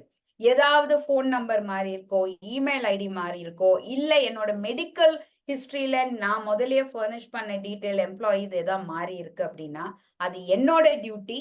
உங்களுக்கு நான் கரெக்டான இன்ஃபர்மேஷனை கொண்டு கொடுக்கணும். சேஞ்ச் ஆனா அது ஆஸ் எ டேட்டா பிரின்சிபிள் நான் சொல்றது என்னோட டியூட்டி உங்களுக்கு. ஸோ இதுல பாத்தீங்கன்னா ஃபியூடிஷரிக்கும் ரைட்ஸ் அண்ட் டியூட்டிஸ் இருக்கு. ஃபியூடிஷரிங்கிறது நம்ம கலெக்ட் பண்ணி வச்சுக்கிற ஓனர்ஸ். அது மட்டும் இல்லாம டேட்டா பிரின்சிபிள்ங்கிறது நம்ம இண்டிவிஜுவல், நமக்கும் சில ரைட்ஸ் இருக்கு. இதுதான் ஃபர்ஸ்ட் டைம் நான் சொல்றேன் இந்த சட்டமேத்துல கொண்டு வந்திருக்கிறது. ஒரு இண்டிவிஜுவல் இன்னைக்கு கேள்வி கேட்கலாம், என் டேட்டாவை நான் கொடுத்துருக்கேன், நீ அதை எப்படி யூஸ் பண்ண போற அப்படிங்கறத ஒரு டிஸ்க்ளோஷர் கொடுக்கணும், ஒரு கன்சென்ட் அவங்க கிட்ட வாங்கணும். அந்த அளவுக்கு நம்ம இந்த சட்டம் முன்னேறி இருக்கு. இது நான் வரைக்கும் நம்ம இன்ஃபர்மேஷன் கொடுக்கறது ஒவ்வொரு ஆர்கனைசேஷன்லயும் நம்மளை பத்தி அதை எப்படி யூஸ் பண்றாங்க, என்ன ஸ்டோர் பண்ணி வச்சிருக்காங்க, எங்கெங்க போகுதுங்கிற ஐடியாவே இல்லை. ஆனா இந்த சட்டத்துல உங்களுக்கு ஒரு தனி நபரா கொடுத்த பவர் அவ்வளோ ஒரு இம்பார்ட்டன்ஸ். உங்களோட ப்ரொடெக்ஷன், உங்களோட டீட்டெயில்ஸ் உங்க கன்சென்ட் இல்லாம வேற எந்த பர்பஸுக்கும் யாருமே யூஸ் பண்ண கூடாதுங்கிறது. அதே மாதிரி இதை நீங்க மிஸ்யூஸும் பண்ணக்கூடாது. உங்களுக்கு ஈக்குவலான ரெஸ்பான்சிபிலிட்டிஸ் இருக்கும். சேஞ்சஸ் ஆயிருக்கு அப்படின்னா இன்டிமேட் பண்ணணும் உங்க ஆர்கனைசேஷன்ல. எது இருந்தாலும் it is and two-way track. அதாவது 2 விதமா you should be transparent in both ways. அடுத்தது பாத்தீங்கன்னா இன்னொரு கீ பிரின்சிபல்ஸ்ல ஸ்டோரேஜ் லிமிட்டேஷன் இருக்கு. நான் முதல்லயே சொன்ன மாதிரி ஒரு பர்டிகுலர் பீரியடுக்கு தான் நீங்க ஸ்டோர் பண்ணணும். அதுக்கு மேல நீங்க தேவையில்லாம எந்த டேட்டாவும் ரொம்ப நாள் ஸ்டோர் பண்ண முடியாது. இது there are exceptions. இப்போ ஐடி ரெக்கார்ட்ஸ் இல்ல பேங்க்ஸ் இல்ல சில ஃபினான்ஷியல் இன்ஸ்டிடியூஷன்ஸ் மத்தவங்க பாத்தீங்கன்னா there is a already existing laws where you have to store these data for 10 வருஷமோ 15 வருஷமோ இருக்கு. அந்த மாதிரி சட்டங்க இருக்கிறப்போ அந்த சட்டங்க தான் it will take over the DPDP. சரிங்களா? சோ இத மாதிரி அப்ப நான் ஐடி ரிட்டர்ன் உடனே டெலீட் அப்படியெல்லாம் கிடையாது. உங்க இருக்கிற existing laws which are superior and governing அதை வந்து தான் it will come in forward. DPDP வந்து அந்த டைமுக்கு வராது. உங்க பர்சனல் இன்ஃபர்மேஷன் பத்தி இருக்கிற ஒரு டீட்டெயில் சில டைம் ஆர்கனைசேஷன்ல பாத்தீங்கன்னா ஒரு எம்ப்ளாயி வெளியில போனதுக்கு அப்புறமும் அவங்க ரெக்கார்ட்ஸ் ரீட்டைன் பண்ணணும். அது ஒரு பர்டிகுலர் பீரியடுக்கு ரீட்டைன் பண்ணணும். அது எந்த பீரியடுங்கிறத உங்களுக்கு அப்பாயின்மெண்ட் லெட்டர் கொடுக்குறப்பவே அவங்க டிஸ்க்ளோஸ் பண்ணணும். இதெல்லாம் முந்தி கிடையாது, இப்போ அதெல்லாம் கொண்டு வந்திருக்கு. அடுத்தது பாத்தீங்கன்னா ரீசனபிள் செக்யூரிட்டி சேஃப்கார்ட்ஸ், அதாவது பாதுகாப்பு. என்னோட டேட்டாவை நீங்க எப்படி ஸ்டோர் பண்ணி வைக்க போறீங்க, என்னென்ன மாதிரி டிரான்சாக்ஷன்ஸ்க்கு யூஸ் பண்றீங்க அப்படிங்கிற ஆஸ்பெக்ட்ஸ் எல்லாம் வந்து எனக்கு தெரியணும். ரீசனபிள், நீங்க வந்து ஒரு ஓனரா இந்த செக்யூரிட்டி சேஃப்கார்ட்ஸ் எல்லாம் எடுக்கணும். அதாவது நம்ம எல்லாரும் சர்வர் யூஸ் பண்றோம். ID team is always involved. சின்னதா இருக்கட்டும் இல்ல பெரிய கம்பெனிஸா இருக்கட்டும், இல்ல நம்ம கிளவுட்ல ஸ்டோர் பண்றோம். இன்னைக்கு majority of us are storing on cloud platforms. We use Amazon, we use Google, we use various platforms to store all this information. அதோட ரீசனபிள் சேஃப்கார்ட்ஸ். அதனால தான் பாத்தீங்கன்னா நிறைய பிசினஸஸ்ல ஐடி டிபார்ட்மெண்ட்டுக்கு நிறைய வெயிட்டேஜ் அண்ட் இம்பார்ட்டன்ஸ் கொடுத்திருப்பாங்க. சில certifications and safeties will be ISO standards will be incorporated அவங்களுக்கெல்லாம். இந்த மாதிரி ரீசனபிள் ஃபயர்வால் ப்ரொடெக்ஷன், சேஃப்கார்ட்ஸ் இதெல்லாம் வந்து ஒரு பிசினஸ் ஓனர்ஸா நம்ம என்னைக்கும் மெயின்டைன் பண்ணணுங்க. அடுத்த இது பாத்தீங்கன்னா அக்கௌண்டபிலிட்டி. அதாவது நான் பண்றது, நான் கலெக்ட் பண்ற டேட்டா ஃபிடுஷியரியா அப்படின்னா நான் தான் அக்கௌண்டபிளா இருக்கணும். நான் இது என்னோட பொறுப்பு. நான் வந்து எந்த ரெஸ்பான்சிபிலிட்டில இருந்து தப்பிக்க முடியாது. ஏன்னா இது இதோட கம்ப்ளைண்ட்ஸ். நம்ம எப்படி இன்னைக்கு இன்கம் டேக்ஸ் கட்டுறோம், இன்னைக்கு எப்படி KYC நார்ம்ஸ் போட்டிருக்கோம், இன்னைக்கு எப்படி பேன் கார்டு வச்சிருக்கோம், ஆதார் கார்டு வச்சிருக்கோம், அதோட நார்ம்ஸ் நம்ம ஃபில் பண்றோம். அதே மாதிரி இன்னைக்கு இந்த டிபிடிபிங்கிற சட்டத்துல இதுவும் அக்கௌண்டபிலிட்டி. நாம யார் இன்ஃபர்மேஷன் ஒரு இண்டிவிஜுவல் பத்தி கலெக்ட் பண்ணி வச்சாலும் அதோட ரெஸ்பான்சிபிலிட்டி நமக்கு as a data fiduciary we are only accountable for it. அதுல எப்படி நீங்க அக்கௌண்டபிள்ங்கிறத ப்ரூவ் பண்ணுவீங்க அப்படின்னா, நான் இந்த ஆஸ்பெக்ட்ஸ் எல்லாம் கம்ப்ளைன்ஸ் எல்லாமே நான் ஃபாலோ பண்ணிட்டு இருக்கேன், கரெக்டா கன்சென்ட் கொடுத்துருக்கேன், நோட்டீஸ் கொடுத்துருக்கேன், அது இது மாதிரி வேரியஸ் திங்ஸ் நான் இருக்கிற ஸ்லைட்ஸ்ல நான் சொல்லுவேன் உங்களுக்கு எப்படிங்கிறது. அதெல்லாம் வந்து இந்த கம்ப்ளைன்ஸ் எல்லாமே ஒன் பை ஒன் நம்ம ஃபாலோ பண்ணி டிக் பண்ணணும். பண்ணாம எஸ்கேப் பண்ண முடியாது. அப்போ நீங்க நாளைக்கு பிரச்சனை பெனாலிட்டின்னு வரப்போ இதெல்லாம் தான் உங்களுக்கு ப்ரூஃபா அமையும். we can safeguard you. இந்த ஆஸ்பெக்ட்ஸ் எல்லாம் நீங்க கவர் பண்ணணும். அடுத்தது பாத்தீங்கன்னா ஐ வாண்டட் டு ஒரு நம்மளோட இந்த ஆக்ட் ஒரு வேரியஸ் இண்டஸ்ட்ரீஸ்ல எப்படி ஒரு யூஸ் பண்ணலாங்கிறது தான் இந்த slide I wanted to show. நிறைய பேர் நம்ம பிசினஸ்ல வெவ்வேறு தொழில்ல இருக்கோம். இதுல பாத்தீங்கன்னா ஃபர்ஸ்ட் எஜுகேஷன் செக்டர் நான் போட்டிருக்கேன். ஏன் எஜுகேஷன் சென்டர் அப்படின்னா, டேட்டா வந்து நம்ம கலெக்ட் பண்றது என்ன எஜுகேஷன் சென்டர்ஸ்ல பாத்தீங்கன்னா names, date of birth, photographs which is linked. இதெல்லாம் நம்மளோட ஐடென்டிட்டி, தனி ஒரு நபருக்காக வேண்டி. அட்ரஸ் ஆஃப் ஸ்டாஃப், ஸ்டூடெண்ட்ஸ், அவங்களோட academic or extra curricular performance details. சில இடத்துல இன்சூரன்ஸ் கொடுக்குறாங்க, ஹெல்த் இன்சூரன்ஸ். அந்த மாதிரி ஆஸ்பெக்ட்ல வந்து கண்டிப்பா நீங்க வந்து சேஃப்கார்ட் பண்ற வேண்டியது வரும். இங்கெல்லாம் வந்து எஜுகேஷன் செக்டர்ல இந்த மாதிரி வரும். இதுல இன்னொரு தனித்துவம் நான் சொல்லணும் என்னன்னா, நான் மிஸ் பண்ணிட்டேன். சென்சிட்டிவ் பர்சனல் டேட்டான்னு ஒண்ணு இருக்கு. இப்போ சென்சிட்டிவ் பர்சனல் டேட்டானா என்னன்னா, நம்மளோட பேங்க் இன்ஃபர்மேஷன்ஸ், நம்ம கிரெடிட் கார்டு பின்ஸ் ஒரு டெபிட் கார்டு பின்ஸ், உங்களோட பாஸ்வேர்ட்ஸ், டிரான்சாக்ஷன் பாஸ்வேர்ட்ஸ், உங்களோட ஹெல்த் ரெக்கார்ட்ஸ், இது எல்லாமே it is called as sensitive personal data. Please understand. இதுல வந்து உங்களோட பயோமெட்ரிக்ஸ், தம் பிரிண்ட்ஸ், ஐரிஸ், இது எல்லாமே சென்சிட்டிவ் பர்சனல் டேட்டா தான். ஸோ பர்சனல் டேட்டா, இண்டிவிஜுவலோட பர்சனல் டேட்டாலே டேட்டா பிரின்சிபல், அதுக்கப்புறம் சென்சிட்டிவ் பர்சனல் டேட்டாங்கிறது இது எல்லாமே will come into place. So நான் வந்து ஒரு எக்ஸாம்பிள் வந்து எஜுகேஷன் செக்டருக்கு சொல்லியிருக்கேன், டிபிடிபி எப்படி அங்க அப்ளை ஆகுங்கிறத. அடுத்தது பாத்தீங்கன்னா ஆப்ளிகேஷன்ஸ் நமக்கு என்ன, இப்போ ஸ்கூல் நடத்துறவங்களா இருக்கட்டும் இல்ல ஒரு காலேஜ் நடத்துறவங்களா இருக்கட்டும், அவங்களோட ஆப்ளிகேஷன்ஸ் என்னங்கிறத பார்ப்போம். டேட்டா பிரின்சிபல் நோட்டிபிகேஷன்ஸ், இதாவது நோட்டீஸ் கொடுக்கணும். என்ன நோட்டீஸ்னா, நம்ம சில டைம் பேப்பர் பப்ளிகேஷன்ஸ்லயே நீங்க நிறைய பேர் பார்ப்பீங்க, நோட்டீசஸ் கொடுப்பாங்க to enforce that we are going out, இந்த இந்த இந்த ஆஸ்பெக்ட்ஸ் எல்லாம் நாங்க கவர் பண்றோம். இப்போ ஒரு போஸ்டா இருக்கட்டும், இல்ல ஸ்கூல்ல சில குழந்தைகளோட டீடைல்ஸ் கலெக்ட் பண்றப்பவே என்ன சொல்லுவாங்கன்னா, நம்ம ஸ்கூல்ஸ்ல பாத்தீங்கன்னா இன்னைக்கு பில் போர்ட்ல போட்ட ஃபர்ஸ்ட் ரேங்க் இந்த ஸ்கூல்ல இந்த பொண்ணு அப்படின்னு எல்லாம் போடுறோம். அதுக்கு நம்ம கன்சென்ட்டே வாங்காம தான் செய்யறோம். இன்னைக்கு அப்படி பண்ண முடியாது. மார்க்கெட்டிங் பண்றோம், ஒரு போட்டோகிராஃப் போடுறோம் குழந்தைகளை பத்தியோ டீச்சர்ஸ் பத்தியோ இல்ல ஸ்கூல் பத்தி அப்படின்னா நீங்க அது நோட்டிபிகேஷன் கொடுக்கணும் முதல்லயே. எதுக்கு நான் உங்களோட டீட்டெயில்ஸை யூஸ் பண்ண போறேங்கிற ஒரு நோட்டிபிகேஷன் டிஸ்க்ளோஷர், அதாவது ஃப்ரம் அ டேட்டா ஃபிடியூஷரி அதை நாம பண்ணணும். எப்படி உங்களோட பர்சனல் டேட்டாவை நான் ப்ராசஸ் பண்ண போறேங்கிறது.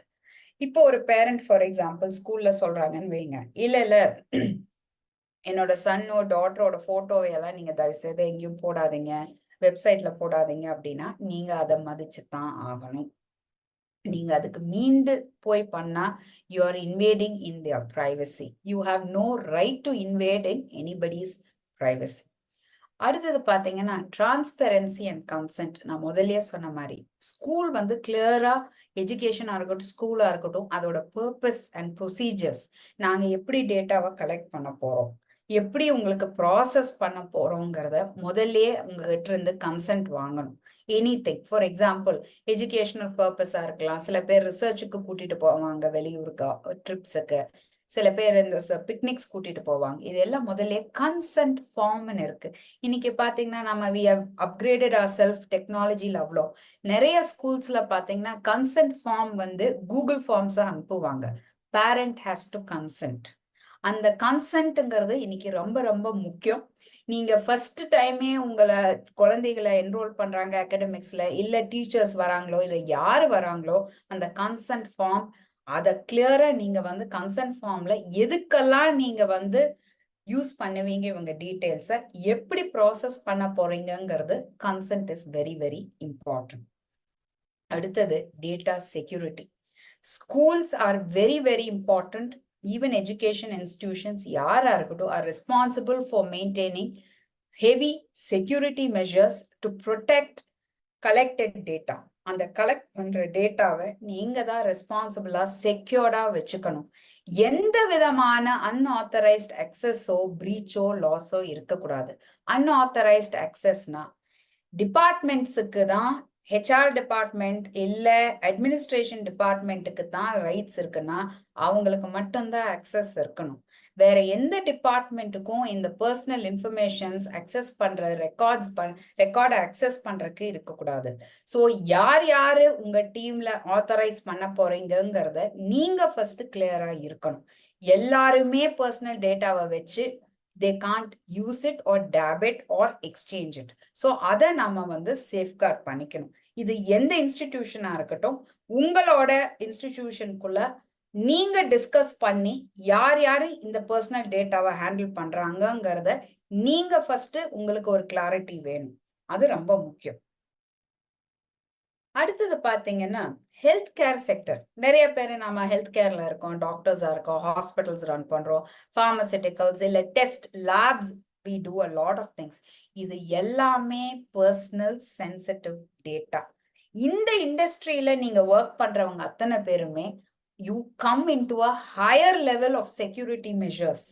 பேங்கிங்கா இருக்கட்டும், ஹெல்த்தா இருக்கட்டும், ஏன்னா இது எல்லாமே பர்சனல் சென்சிட்டிவ் டேட்டா. இங்க lot of sensitive data sensitivityங்கிறப்போ you have to handle எல்லாத்தையுமே பேஷண்ட் டேட்டா ஹேண்டில் பண்றப்போ ரொம்ப கேர்ஃபுல்லா தான் நீங்க ஹேண்டில் பண்ணும். More cautious and more compliant approach, அதாவது ரொம்ப நிதானமா தான் நீங்க ப்ராசஸ் பண்ணணும் ஒவ்வொரு டீடைல் ஆஃப் த பேஷண்ட்டும். நார்மலாவே there is patient and doctor confidentiality. அது மட்டும் இல்லாம இன்னைக்கு நீங்க டிஜிட்டலைஸ்டா பாக்குறப்போ அந்த பேஷண்டோட கன்சென்ட் இல்லாம நீங்க எதுவுமே பண்ண முடியாது. இன்ஃபேக்ட் ரிசர்ச்சுக்கும் கூட நீங்க அனுப்ப முடியாது. சில டைம் ஜீனுக்கு ரிசர்ச்சுக்கா இருக்கும், சில பேர் கேன்சர் ரிசர்ச் நிறைய பண்ணுவாங்க. அதுக்கெல்லாம் கன்சென்ட், எதுக்குமே ஒரு ப்ரையர் கன்சென்ட் எடுக்கணும் ஹெல்த் கேர்ல இருந்து. சப்போஸ் பேஷண்ட் கோமால இருக்காங்க அப்படின்னா அவங்களோட லீகல் ஹேரோ இல்ல அவங்கள நாமினேட் பண்ணி இருக்கிறவங்க கிட்ட இருந்து நீங்க கன்சென்ட் கண்டிப்பா வாங்கணும். அது டிரான்ஸ்பரண்டா இருக்கணும், எக்ஸ்பிளிசிட், அதாவது எந்த பர்பஸுக்கு அப்படிங்கறத நீங்க ரிசர்ச்னா அது ரிசர்ச், கேன்சர் ட்ரையல்னா கேன்சர் ட்ரையல், எத்தனை how many yearsனா how many years, எல்லாமே ஸ்பெசிஃபிக்கா இருக்கணும். அது வாலண்டரிலியா இருக்கணும். And affirmation action from patients, அதாவது they should affirm it and say yes I agree. அது வந்து ரொம்ப ரொம்ப ஒரு பேஷண்ட் கிட்ட இருந்து it is very very important. Compliance from the start. நம்மளோட ஹெல்த் கேர் இருக்கிறப்போ முதல்ல இருந்தே ஒவ்வொரு ஆப்ளிகேஷனையும் நம்ம பேஷண்ட், அதாவது அட்மிஷன் ஆகிறப்போ அது இன்பேஷண்டா இருக்கட்டும் அவுட் பேஷண்டா இருக்கட்டும், போத் பிசிக்கலி அண்ட் ஆன்லைன், உங்களோட கம்ப்ளைன்ஸ் எல்லாமே from the beginning has to be correct. நீங்க ஸ்டோர் பண்ற விதம், எதுக்கு யூஸ் பண்றீங்க, எப்படி கொண்டு போறீங்கிறது, இந்த கம்ப்ளைன்ஸ் எல்லாம் முதல்ல இருந்தே இருக்கணும். This is very very important. அடுத்தது பாத்தீங்கன்னா privacy by design. இந்த கான்செப்ட் வந்துங்க நம்ம டிபிடிபில ரொம்ப முக்கியம். அதாவது எல்லா தொழிலுக்கும் நம்ம தான் இன்னைக்கு internet is such a great information ஆச்சே.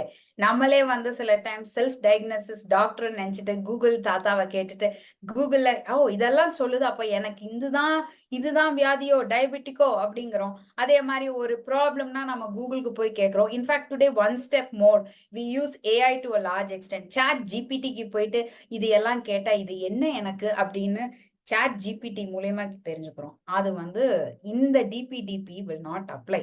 எப்படின்னா, அக்கா எனக்கு நிறைய தடவை சொல்லியிருக்காங்க, எனக்கு அக்ரிமெண்ட் வந்து தம்பி போட்டு கொடுத்தாருங்க ஃப்ரீயா அப்படின்னு நிறைய பேர் வந்திருக்காங்க. அப்புறம் ஃப்ரெண்டு போட்டு கொடுத்தாங்க, நான் வக்கீல்கிட்ட எல்லாம் போலிங்க, அவசரமா பண்ண வேண்டியது பிசினஸ் நடத்தணுங்க, அதனால நான் போலிங்க, அதனால தானே. ஆனா அங்க தம்பியா இருக்கட்டும் இல்லை சொந்தமா இருக்கட்டும் ஃப்ரெண்டா இருக்கட்டும், முக்கியமான ஒரு கிளாஸ், உங்க தொழிலுக்கு தேவையான கிளாஸை விட்டுட்டாங்க. இது வந்து டெம்ப்ளேட் போட்டு எந்த தொழிலும் எந்த அக்ரிமெண்ட்டும் தயவு செய்து நான் கேட்டுக்கிறேன் பண்ணாதீங்க.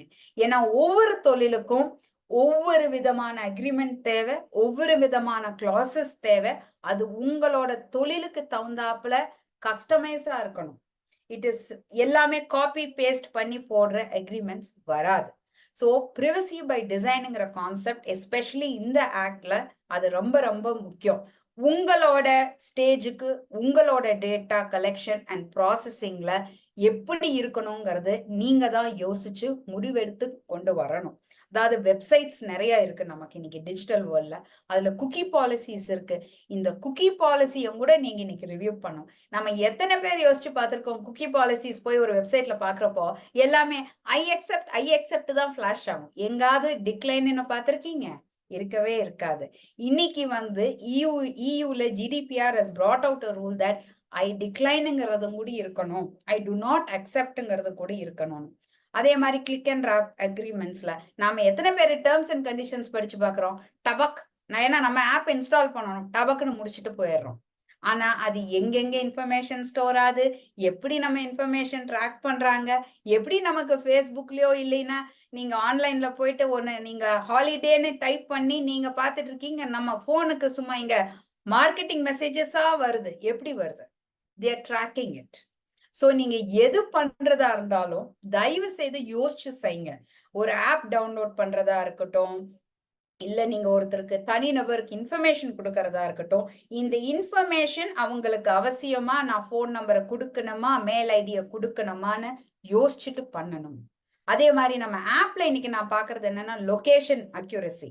அன்லெஸ் நீங்க ஸ்விக்கியோ டன்சோவோ கொரியரோ இந்த மாதிரி பண்றப்போ உங்க லொகேஷனை டர்ன் பண்ணலாம்.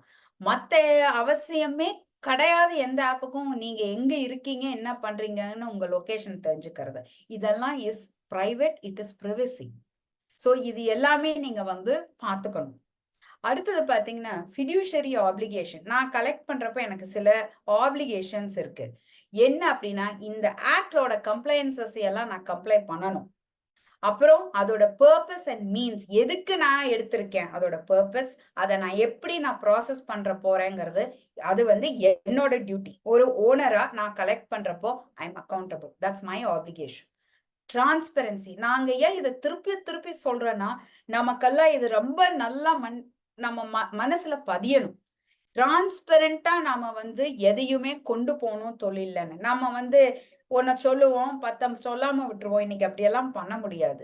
நீங்க அவங்க டீட்டெயில ஒரு வெண்டர் கிட்ட இருந்து வாங்குறீங்க, அக்ரிமெண்ட் போடுறீங்க அப்படின்னாலும் டிரான்ஸ்பெரண்டா இருக்கணும். அது எஸ்பெஷலி ஹெல்த் கேர் இன்ஸ்டிடியூஷன்ஸ்ல டிரான்ஸ்பெரன்சி கிளியரா இருக்கணும், இன்ஃபார்ம்டா இருக்கணும். எதுவுமே வேகா இருக்கக்கூடாது. Clear definitions, clear why, for what purposeங்கிற ஒரு consent from patient இருக்கணும். And also you should recognize and the sensitivity of the nature of the data. அதெல்லாம் வந்து ஹெல்த் கேர்லயும் ரொம்ப ரொம்ப இம்பார்ட்டன்ட்.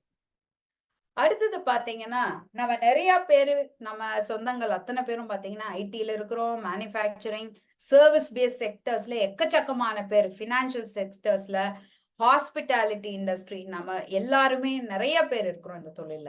அப்ப நீங்க கலெக்ட் பண்றப்ப டேட்டா அபவுட் யுவர் எம்ப்ளாயீஸ் நீங்க கலெக்ட் பண்றீங்க.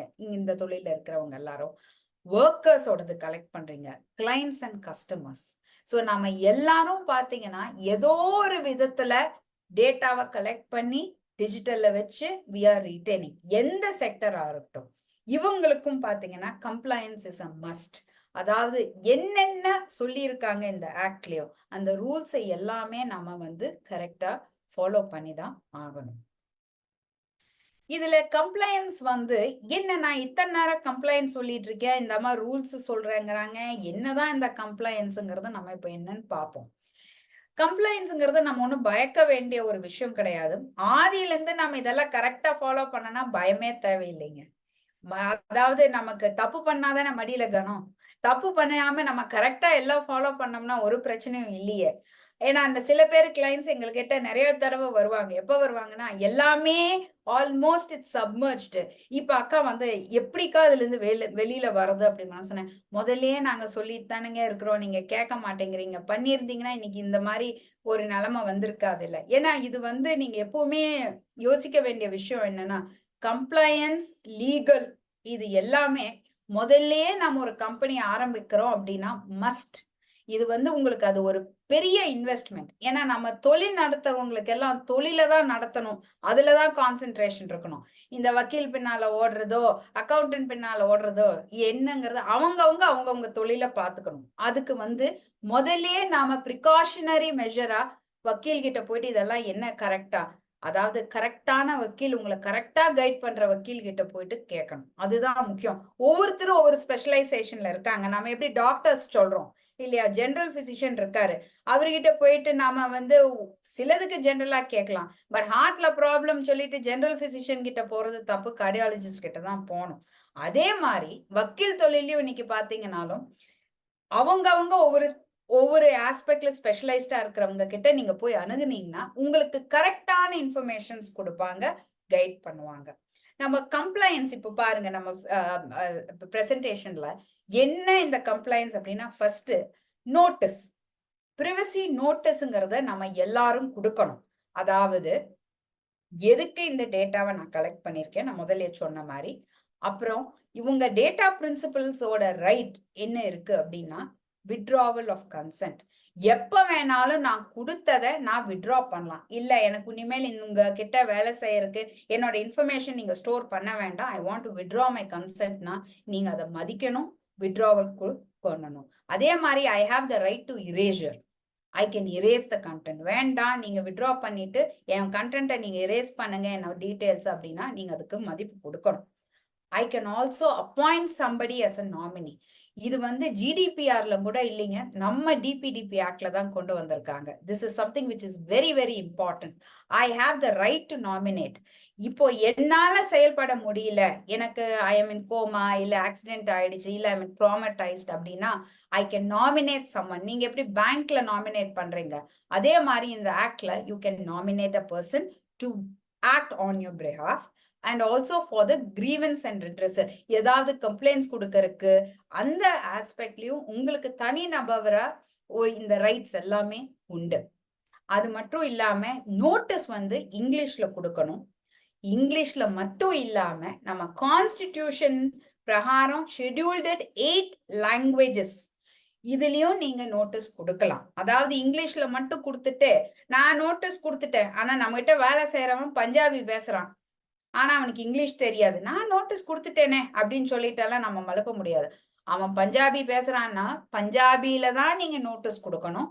உங்க டியூட்டி என்னன்னா, அந்த நோட்டீஸ் அவனுக்கு புரிஞ்சுதாங்கிறத நீங்க செக் பண்ணிக்கணும். அதுதான் இதோட அடுத்த ஒரு முக்கியமான ஒரு ஆஸ்பெக்ட் இந்த ஆக்ட்ல கொண்டு வந்திருக்கிறது. For pre existing data, notice has to be updated and consent has to be obtained. நான் முதல்லயே சொன்ன மாதிரி முதல்லயே இருக்கிற டேட்டாவை எல்லாம் என்ன பண்றதுங்க சிஸ்டர், ஏற்கனவே இருக்குதுங்களே, இது எல்லாம் நாங்க என்ன பண்றது அப்படின்னு கேட்டீங்கன்னா, இதுக்கு எல்லாமும் நீங்க நோட்டீஸ் இப்ப கொடுத்துதான் ஆகணும். இந்த நம்ம எக்ஸிஸ்டிங் எம்ப்ளாயிஸா இருக்கட்டும், அவங்க டீட்டெயில்ஸை ஸ்டோர் பண்ணி வச்சிருக்கீங்க அப்படின்னா நீங்க இன்னைக்கு நோட்டீஸ் கொடுத்துட்டு தான் ஆகணும். அடுத்தது பாத்தீங்கன்னா பிரைவசி பாலிசிஸ். நம்ம கிட்ட இந்த பாலிசிஸ் எல்லாம் நிறைய பேத்துக்கிட்ட இல்ல. Unless we are doing international business or you are keen to have everything very professional அப்படின்னா privacy policies has to be in place. அதாவது ஒரு டாக்குமெண்ட், அது அந்த டாக்குமெண்ட்ல யூ ஹாவ் டு அவுட்லைன் நீங்க உங்களோட டேட்டாவை ஹேண்ட்லிங் ப்ராக்டிசஸ், என்னென்ன ப்ராக்டிஸ் எப்படி நீங்க ஹேண்டில் பண்ண போறீங்கிறது. அதாவது நீங்க எப்படி கலெக்ட் பண்ண போறீங்க, கூகுள் ஃபார்ம்ஸ்ல அனுப்ப போறீங்களா, இல்ல டெம்ப்ளேட், இல்ல வேற மூலியமா நீங்க வேற ஆப்ஷன்ஸ்ல வாட்ஸ்அப்ல அனுப்ப போறீங்களா, என்ன அப்படிங்கறது, கலெக்ஷன் எப்படிங்கிறது, ப்ராசஸிங் இதை நீங்க எப்படி ப்ராசஸ் பண்ண போறீங்க, உங்களுக்கு யாராவது ஹெச்ஆர் டிபார்ட்மெண்ட்ல ஒரு பர்சனை வச்சு ப்ராசஸ் பண்ண போறீங்களா, அவுட் சோர்ஸ் பண்ண போறீங்களா, ஸ்டோரேஜ் எங்க ஸ்டோர் பண்ண போறீங்க, செக்யூரிட்டி மெஷர்ஸ் என்னென்ன எடுக்கிறீங்க, மத்த என்னென்ன பிரின்சிபிள்ஸ் இந்த ஆக்ட் கேட்டிருக்கோ அது எல்லாமே நம்ம ஃபாலோ பண்ணணும். அதே மாதிரி you have to also explain ஒரு இண்டிவிஜுவல் டேட்டா பிரின்சிபலோட rights and how they can exercise. அதாவது இதெல்லாம் நம்ம மட்டும் இல்ல, இதுல டியூட்டி நமக்கு என்ன இருக்குன்னா, நம்ம தனிநபர்கிட்ட இந்த டீட்டெயில்ஸ் எல்லாம் வாங்கினாலும் அவங்க கிட்ட நம்ம அவேர்னஸ் கிரியேட் பண்ணும். அப்ப அவனுக்கு இதுக்கெல்லாம் ரைட் இருக்கு, இதெல்லாம் நீ பண்ணலாம், ஏதாவது ப்ராப்ளம் ஆச்சுன்னா நீ வந்து என்ன கேள்வி கேட்கலாங்கிறதையும் நம்ம டிஸ்க்ளோஸ் பண்ணணும். அடுத்தது பாத்தீங்கன்னா நான் முதல்ல சொன்ன மாதிரி cookie policies. Lot of websites and online platforms, e-commerce தான் இன்னைக்கு ஆஃப்டர் கோவிட் பாத்தீங்கன்னா இ-காமர்ஸ் பிசினஸ் இஸ் பூமிங். அதுல பாத்தீங்கன்னா நம்ம நிறைய பேருக்கு குக்கி பாலிசிஸ், அதுல என்னன்னா குக்கி யூசேஜ் எப்படி பண்ண போறோம், அந்த குக்கியோட பர்பஸ் என்ன, யூசர் கண்ட்ரோல் அதை எப்படி நம்ம மேனேஜ் பண்ண போறோம் இல்ல டிசேபிள் பண்ணலாங்கிற பாப்அப் ஆப்ஷன்ஸ் இருக்கும். இது எல்லாமும் it has to come out. And you have to also இதுல பாத்தீங்கன்னா transparency and compliance with this ஆக்ட்ல இருக்கணும். கண்டிப்பா டிரான்ஸ்பரன்சி இருக்கணும். வெண்டர் கான்ட்ராக்ட்ஸ், நம்ம நிறைய பேர் தொழில் பண்றவங்க நிறைய வெண்டர் கான்ட்ராக்ட்ஸ் போடுறோம். அதோட drafting and vetting of downstream vendor contracts, இது எல்லாமும் வெரி வெரி இம்பார்ட்டன்ட். அடுத்தது நம்ம கம்ப்ளைன்ஸ் ஆங்கிள் எல்லாம் பார்த்துட்டோம். இப்ப நான் கலெக்ட் பண்ணிட்டு நான் தொழில் நடத்துறேன், எனக்கு சில டியூட்டிஸ் இருக்கு இல்லைங்களா, நம்ம ஆப்ளிகேஷன்ஸ், அதெல்லாம் என்னங்கிறது தான் ஐம் கோயிங் டு டாக். இதுல பாத்தீங்கன்னா ஃபர்ஸ்ட் நோட்டீஸ் ப்ரொவிஷன் கரெக்டா நான் கொடுக்கணும். ஒரு ஓனரா நான் கலெக்ட் பண்றேன் அப்படின்னா அதை நான் கரெக்டான நோட்டீஸ் ப்ரொவிஷன் கொடுக்கணும். அதே மாதிரி கன்சென்ட் இருக்கணும். கன்சென்ட் வந்து நீங்க டேட்டா ப்ராசஸ் பண்றதுக்கு வாங்கறதுக்கு முன்னாலே கன்சென்ட் கொடுக்கணும், சரிங்களா. அப்புறம் ஒரு டேட்டா ப்ராசஸரை என்கேஜ் பண்றீங்க அப்படின்னா, தேர்ட் பார்ட்டியோட ப்ராசஸிங்க்கு நீங்க அனுப்புறீங்க அப்படின்னா அவங்களோட ஒரு வேலிட் கான்ட்ராக்ட் இருக்கணும். இது தயவு செய்து எப்பவுமே ஞாபகம் வச்சுக்கோங்க. நான் பண்ணல, மூணாவது ஆளு தான் பண்ணா அப்படின்னா நீங்களா தான் தப்பா எங்க பிரீச் ஆனாலும் you are only liable. So அந்த தேர்ட் பார்ட்டியோட நீங்க ஒரு வேலிட் கான்ட்ராக்ட், இந்த ப்ரொவிஷன்ஸ், இந்த கம்ப்ளையன்ஸ் அவங்களை எஜுகேட் பண்ணி அவேர்னஸ் கிரியேட் பண்ணி ரிக்வயர்ட் கிளாஸஸை போட்டு கண்டிப்பா வச்சுக்கணும். இந்த இம்ப்ளிமெண்டிங் மெஷர்ஸ், இந்த கம்ப்ளையன்ஸ் எல்லாமும் டிபிடிபி பிரகாரம் நீங்க வச்சுக்கணும். அடுத்தது பாத்தீங்கன்னா எல்லா technical aspect measures and safeguards in your organisation நீங்க வச்சுக்கணும். அதாவது முதலே சொன்ன மாதிரி robust IT team, robust firewall, இது எல்லாமே ரொம்ப ரொம்ப முக்கியம், நீங்க வச்சுக்கணும். Password protections, often password change பண்ணணும். இது எல்லாமே you have to keep it in track. Then அடுத்தது பாத்தீங்கன்னா எல்லா reasonable security safeguards to prevent personal data breach. Data பிரீச்னா என்ன, ஃபர்ஸ்ட் நம்மளோட டேட்டா நம்ம ஸ்டோர் பண்ண விதத்துல ஏதாவது யாராவது நமக்கு தெரியாம ஒரு அன்ஆத்தரைஸ்ட் அக்சஸோ இல்ல ஹேக்கிங் பண்ணா அதுக்கு பேரு தான் பர்சனல் டேட்டா பிரீச். இது எல்லாமே இல்லாம, இது இல்லைங்கிறதுக்கு நம்ம செக்யூரிட்டி சேஃப்கார்ட்ஸை நல்லா பண்ணி வச்சுக்கணும்.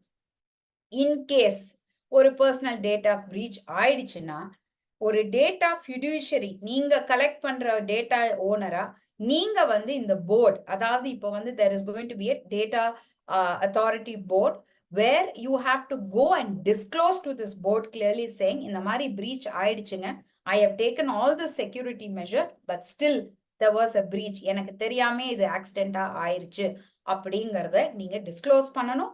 அது மட்டும் இல்லாம ஒரு டேட்டா பிரின்சிபல், இப்போ என்னோட டீடைல்ஸ் லீக் ஆயிடுச்சு உங்க ஆர்கனைசேஷன்ல இருந்ததுன்னா நீங்க அதை எனக்கும் இன்டிமேட் பண்ணணும். இதெல்லாம் ரொம்ப ரொம்ப முக்கியம். ஏன் முக்கியம் அப்படின்னு சொன்னா, பெனாலிட்டிஸ் வந்து கொஸ்டின் கேட்கிறப்போ நான் ஒரு இண்டிவிஜுவலா அந்த போர்டுக்கு போய் எனக்கு இன்னைக்கு ரைட் இருக்கு கம்ப்ளைண்ட் பண்ணி, அப்போ நான் டேமேஜஸ் கிளைம் பண்ணுவேன். டேமேஜஸ் வந்து நான் வந்து சும்மா கிளைம் பண்ண மாட்டேன். சில பேத்துக்கு கோடிக்கணக்குல இன்னைக்கு அந்த பெனாலிட்டிஸ் உண்டு. அதை நீங்க அவாய்ட் பண்ணி கம்மி பண்ணணும் அப்படின்னா இந்த எவிடன்சஸ் எல்லாம் தான் உங்களை சேஃப்கார்ட் பண்ணி போனஃபைட் இன்டென்ஷனை காமிக்கும். அடுத்தது நான் பெனாலிட்டிஸ் பத்தி அதுதான் பேசிட்டு இருக்கேன். யாருக்குமே ஒரு பெனாலிட்டிக்கு போகணும் பிசினஸ் நடத்துறவங்களுக்குங்கிறது வந்து எப்பவுமே இஷ்டமே இல்லைங்க. நமக்கு யாருக்குமே எதுக்கு நம்ம வந்து பெனாலிட்டிஸ் வி ஹேவ் டு அட்ராக்ட் இல்லைங்களா? அதுக்காக வேண்டிதான் இந்த கம்ப்ளைன்ஸ் ப்ரொசீஜர்ஸ் எல்லாம் ஆதியிலிருந்தே நம்ம செக்ஸ் அண்ட் பேலன்சஸ் வச்சுட்டு என்னைக்குமே இருக்கணும். ஏன்னா இதுல நான் கம்ப்ளைன்ஸ் பண்ணிட்டு நம்ம கடைசியில பாத்துக்கலாம், ஒரு மாசத்துக்கு முன்னால எப்படியோ நம்ம பண்ணிடலாங்கக்கா, எப்படியோ மச்சான் நம்ம அதெல்லாம் ஒன்றும் பிரச்சனையே இல்லை, நம்ம ஃப்ரெண்ட் இருக்காரு பண்ணி கொடுத்துருவா, அப்படியெல்லாம் பண்ண முடியாது. ஏன்னா திஸ் ரிக்வயர்ஸ் சர்டன் ஃபேஸஸ்ல பண்ணணும். ஏன்னா டேட்டா கலெக்ஷனுங்கிறதே ஒரு மேமத்தான வேலை. இருக்கிற டேட்டாவே நம்ம வந்து இந்த கம்ப்ளைன்ஸுக்கு கொண்டு வரணும். நியூ டேட்டா நாம டெய்லி கலெக்ட் பண்றோம். அதுவும் இதுல எவ்வளவு சீக்கிரம் நாம இந்த ஸ்டெப்ஸ் எடுத்து பண்றோமோ இந்த பினான்சியல் பெனாலிட்டிஸை அவாய்ட் பண்ணலாம். அது மட்டும் இல்லாம இந்த ஆக்ட் எதுக்கு அப்படின்னா நம்மளோடது ஃபர்ஸ்ட் டு பில்ட் ட்ரஸ்ட் நம்பிக்கைங்கிறது நம்ம தொழில் செய்யறவ அத்தனை பேத்துக்கும் ரொம்ப முக்கியம்.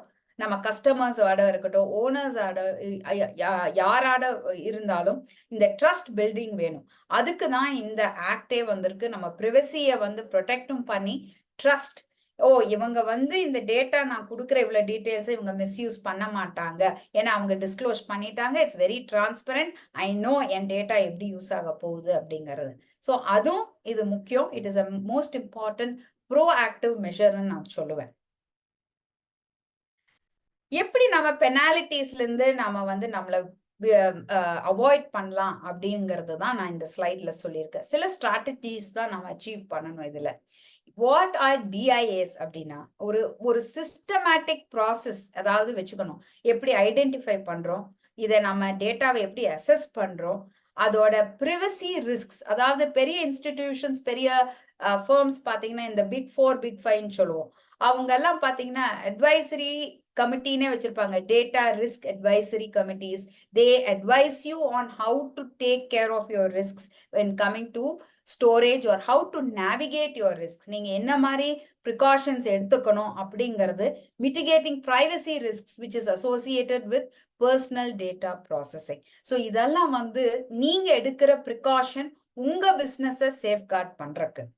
பெனிஃபிட்ஸ் என்ன அப்படின்னு பாத்தீங்கன்னா இதுல proactive identification mitigation of privacy risk. எப்போவெல்லாம் நான் வந்து ஐடென்டிஃபை பண்ணி எனக்கு வந்து யாராவது ஒரு அலாம் கொடுக்கணும், ஒரு நோட்டீஸ் பண்ணணும் அப்படிங்கிறது ப்ரிகாஷன் எல்லாம் எடுக்கிறது.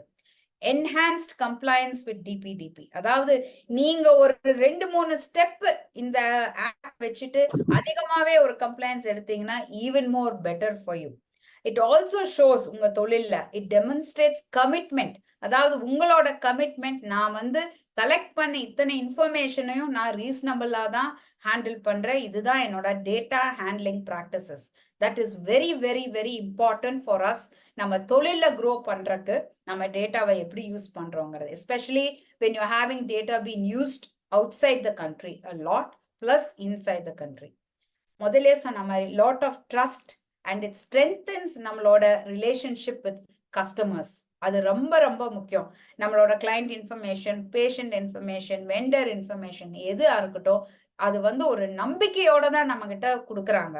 ஸோ அந்த நம்பிக்கையை வந்து நம்ம பாதுகாப்பா வச்சுக்கணும், அதுதான் முக்கியம். ஆல்மோஸ்ட் இப்போ நான் I have come to the last concluding ஸ்லைட்ல பாத்தீங்கன்னா இதுல நிறைய சேலஞ்சஸ் கண்டிப்பா நமக்கு ஃபேஸ் பண்ண வேண்டியது வரும். ஏன்னா இது ஒரு புது ஆக்ட். நாம இந்த ஆக்ட் பிரைவசிங்கிற ஆங்கிள் நம்ம இப்படி எல்லாம் யோசிச்சதே இல்ல. நம்ம ரொம்ப ஈஸியா ஹேண்டில் பண்ணிட்டு இருந்தோம் டேட்டாவை. பட் இன்னைக்கு வந்து இது ஒரு கம்ப்ளைன்ஸ். இதை நாம எவ்வளவுக்கு சீக்கிரம் ரியலைஸ் பண்ணி இது எவ்வளவு ஒரு முக்கியம் நம்ம தொழில்ல அப்படிங்கறத புரிஞ்சுக்கிறது ரொம்ப ரொம்ப ரொம்ப இம்பார்ட்டன்ட். இதை நீங்க அடாப்ட் பண்ணீங்கனாலே உங்களுக்கு நிறைய ப்ரொடெக்ஷன் இருக்கு. More opportunities to strengthen your business. அதாவது இந்த கம்ப்ளைன்ஸை நீங்க ரெடியா பண்ணி வச்சிருக்கீங்க. ஓ, இந்த கம்பெனில பாலிசிஸ் எல்லாம் கரெக்டா இருக்கு. இந்த சின்ன ஒரு தொழில், சின்ன ஒரு எம்எஸ்எம்ஏயா இருக்கட்டும், இல்ல ஒரு மிட் லெவல் பிசினஸ் ஓனரா இருக்கட்டும், பரவாயில்லையே இவங்க ரொம்ப ப்ரொஃபஷனலா ஹேண்டில் பண்றாங்களே, சின்னவங்களா இருந்தாலும் சரி அப்படின்னு யோசிச்சு அவங்க வந்து உங்களுக்கு தே கிவ் இட் ஸ்ட்ரென்த். உங்களுக்கு வந்து இது ஒரு முத்திரை மாதிரின்னு சொல்லலாம், ஒரு சர்டிபிகேஷன் மாதிரின்னு சொல்லலாம். இந்த அடாப்ட் பண்ணி compliance it strengthens your business. And இந்த டிஜிட்டல் வேர்ல்ட்ல நீங்க நேவிகேட் பண்றதுக்கு it ensures a protection also. அதாவது ப்ரொடெக்ஷனுங்கிறப்போ இவ்வளோ காம்ப்ளெக்ஸா எதுவுமே நம்ம டிஜிட்டல் வேர்ல்ட்ல ஹேண்டில் பண்ணி hacking, easy information, fake videos, fake AI use பண்றப்போ பாத்தீங்கன்னா இன்னைக்கு டீப் ஃபேக்ஸ் இருக்கு, நிறைய ஃபேக் வாய்ஸஸ் இருக்கு. It is மேமத். ஸோ சில கம்ப்ளைன்சஸ் எல்லாம், இந்த கம்ப்ளைன்சஸ் எல்லாம் நாம பண்ணி வச்சுக்கிட்டா ரொம்ப ரொம்ப நல்லது. இன்ஃபேக்ட் யூரோப்பியன் யூனியன்ல பாத்தீங்கன்னா it is brought in first AI regulation act and I think very soon it will be out. அந்த மாதிரி நம்ம கண்ட்ரியும் இன்னும் கொஞ்சம் ஸ்பீடா கண்டிப்பா நம்ம ஏஐ ரெகுலேஷன் ஆக்ட் இந்த மாதிரி வேரியஸ் ஆக்ட்ஸை சீக்கிரம் கொண்டு வந்து நம்மள ப்ரொடெக்ஷனுக்கு கண்டிப்பா கொண்டு வருவாங்க. இதுல இன்னொன்னு என்ன அப்படின்னா, நம்ம ப்ரையாரிட்டைஸ் பண்ண வேண்டியது the concept of privacy of our customers and stakeholders. அதை நம்ம கண்டிப்பா மதிச்சுதான் ஆகணுங்க. அவங்களோட பிரைவசிக்கு முக்கியத்தை கொடுத்து தான் ஆகணும். இதுக்கு யூஸ் பண்ணலாமா, நான் உங்களை குரூப்ல ஆட் பண்ணலாமான்னு நம்ம எத்தனை பேர் கேட்கிறோம்? ஃப்ரெண்டு தானேன்னு கேட்கணும். அதே மாதிரி இமெயில், நான் உங்களுக்கு இந்த ஒரு மார்க்கெட்டிங் இமெயில் அனுப்பலாமான்னு நம்ம எத்தனை பேர்த்த கேட்கிறோம்? நம்ம we take it for granted. அவங்களுக்கு வேணுமா வேண்டாமாங்கிறத நம்ம யோசிக்கிறதே இல்லை. ஸோ இன்னைக்கு இதெல்லாம் மஸ்ட். கூகுள் இஸ் ஆல்ரெடி பார்த்தீங்கன்னா ஸ்பேம்ஸ், நம்ம மார்க்கெட்டிங் மெயில்ஸ் பூரா spam already Google is already done it. they don't let unless you change it from spam to your inbox, marketing mails எல்லாம் வராம பண்ணிட்டாங்க. ஸோ இந்த மாதிரி இவ்வளோ ஒரு பிளஸ் அண்ட் மைனஸ் இருக்கிறப்போ பிரைவசிங்கிற ஆங்கிளுக்கு இவ்வளோ ஒரு முக்கியத்துவம் கொடுத்து நம்ம வந்திருக்கோம். வெஸ்டர்ன் கண்ட்ரியோட நம்ம இப்போ ஆல்மோஸ்ட் ஈக்குவல் ஆன் பார்க்கு வந்திருக்கோம். ஸோ இந்த பிரைவசியை நம்ம ரொம்ப ரொம்ப மதிச்சு அதை எப்படி நாம வந்து கொண்டு போகணுங்கிறது தான் முக்கியம் நம்ம தொழில்ல. ஸோ இதுதான் ஒரு கம்ப்ளீட் ஆங்கிள் ஆஃப் எதுக்கு டிபிடிபி கொண்டு வந்திருக்கு, நாம இதை எப்படி நாம வந்து யூஸ் பண்ணணும், இதோட கம்ப்ளைன்ஸை நம்ம எவ்வளோ சீக்கிரம் நம்ம அடாப்ட் பண்றோமோ அவ்வளோ நல்லது. நம்ம எல்லாரும் தொழில் செய்யறவங்க, நீங்க 5 பேரை வச்சிருந்தாலும் சரி, 10 பேர் வச்சிருந்தாலும் சரி, 2000 பேர் வச்சிருந்தாலும் சரி, இது டிஜிட்டல் ஃபார்மேட்ல இன்ஃபர்மேஷன் இவங்களை பத்தி வச்சிருந்தா இந்த compliances is a must and you should follow it. அது மட்டும் இல்லாம லாஸ்டா ஒண்ணு சொல்லிக்க விரும்பல, இதுல வந்து சைல்டோட டேட்டாவும் எப்படி ஹேண்டில் பண்ணணுங்கிறது கன்சென்ட் இஸ் ரிக்வயர்ட். இது வந்து ஈவன் இன் ஜிடிபிஆர்ல இல்லைங்க, நம்ம ஆக்ட்ல தான் இருக்கு. எவ்ரி சைல்டோட டேட்டா ஹேண்டில் பண்றது வந்து 18 இயர்ஸுக்கு கம்மியா இருக்கிறவங்க ஒரு பேரண்டோட கன்சென்ட் வேணும். அந்த பேரண்ட் ஒரு guardian has to be legal guardian of parent has to also have validity. So சும்மா யாரும் பேரண்ட்னு இல்லை, அதுக்கும் they check and then that consent is taken. அதே மாதிரி சில்ட்ரனோட டேட்டாவை வந்து பர்சனல் இன்ஃபர்மேஷன்ஸை எந்த விதத்துலையும் மிஸ்யூஸ் பண்ணக்கூடாது. அவங்களோட மெடிக்கலாக இருக்கட்டும், இல்லை அவங்களோட பிஹேவியர் ஆஸ்பெக்ட்ஸாக இருக்கட்டும், சில பேர் ட்ராக் பண்ணுவாங்க, சில பேர் மார்க்கெட்டிங் இது பண்ணுவாங்க, அந்த மாதிரி எல்லாம் சில்ட்ரன் டேட்டாவையும் மிஸ்யூஸ் பண்ணக்கூடாது. ஸோ இதோட ஐ திங்க் நான் ஒரு complete idea and why this DPDP is இம்பார்ட்டன்ட்ங்கிறத நான் சொல்லி முடிச்சுக்கிறேன். ஐ ஹோப் இந்த இன்ஃபர்மேஷன் உங்களுக்கு எல்லாத்துக்கும் யூஸ்ஃபுல்லா இருக்கும்னு நான் நம்புறேன். தயவு செய்து இது ஒரு சிரமமா பார்க்காம ஒரு முக்கியத்துவம் கொடுத்து உங்க தொழிலுக்கு ஸ்ட்ரென்தன் பண்றதுக்காக வேண்டி இந்த கம்ப்ளையன்ஸை தயவு செய்து அடியர் பண்ணுங்க. எவ்வளோ சீக்கிரம் பண்றீங்களோ அவ்வளோ நல்லது. ஏன்னா எப்பவும் இன்னைக்கு இல்லைனாலும் நாளைக்கு இந்த வேலையை நம்ம தாங்க செஞ்சாகணும். போஸ்ட்போன் பண்றதுல அவசியம் இல்லைங்கிறது தான் நான் சொல்ல விரும்புறேன். ஸோ ரொம்ப நன்றி. I hope it would has been இந்த இன்ஃபர்மேஷன் உங்களுக்கு யூஸ்ஃபுல்லா இருக்கும்னு நான் நம்புறேன். நம்ம கொங்கு மக்களுக்கு எல்லாத்துக்கும் நன்றிங்க. மிகவும் ஒரு அருமையான விளக்கம்.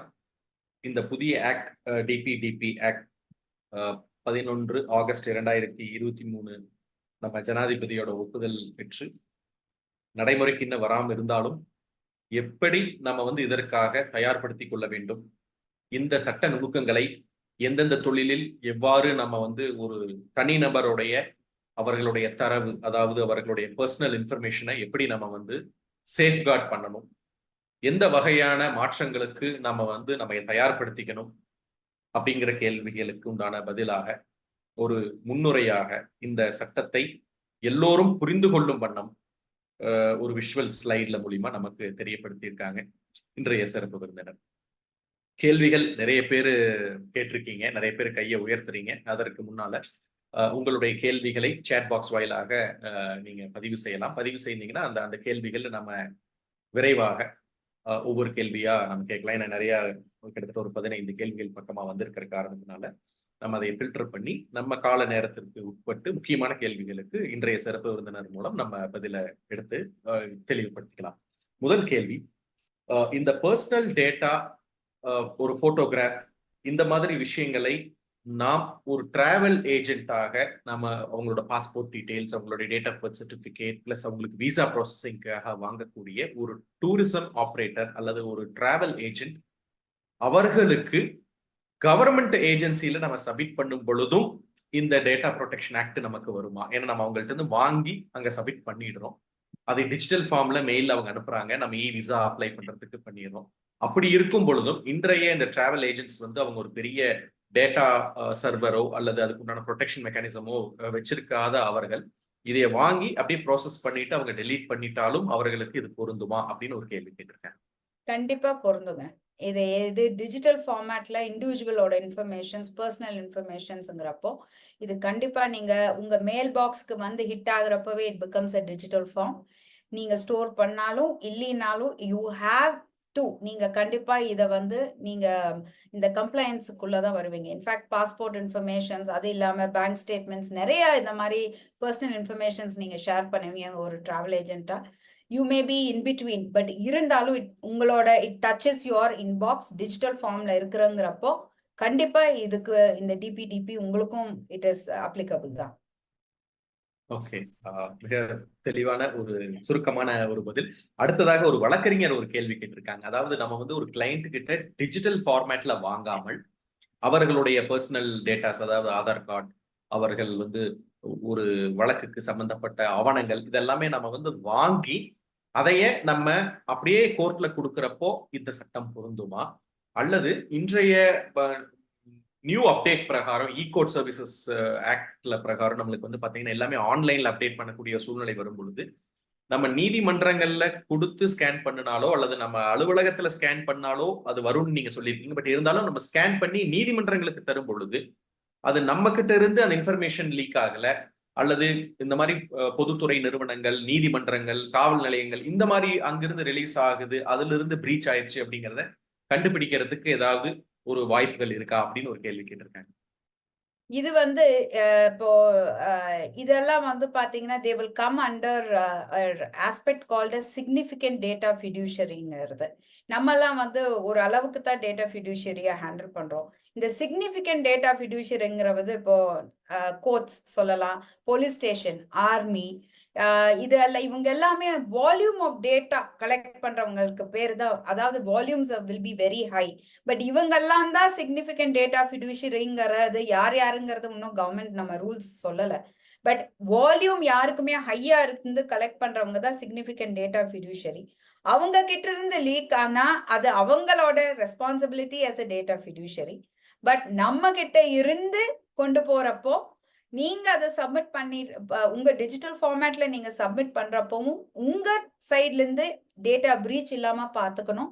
அந்த டைம்லயும் டிபிடிபி உங்களுக்கு இட் இஸ் அப்ளிகபிள் தான். பிரீச் உங்ககிட்ட நடக்கிறது, நீங்க கலெக்ட் பண்ணி உங்ககிட்ட நடந்தா அது நீங்க ரெஸ்பான்சிபிள். பட் நீங்க கொடுத்து ஹைகோர்ட்ல இல்ல வேற ஏதோ இடத்துல பாத்தீங்கன்னா, ஹைகோர்ட்ல பாத்தீங்கன்னா it becomes a public document. நம்ம கேசஸ் எல்லாமே பப்ளிக் டாக்குமெண்ட்ஸ் தான். Everybody can access it. அதுல பர்சனல் இல்ல, it is all out in the court and orders are been pronounced in the court.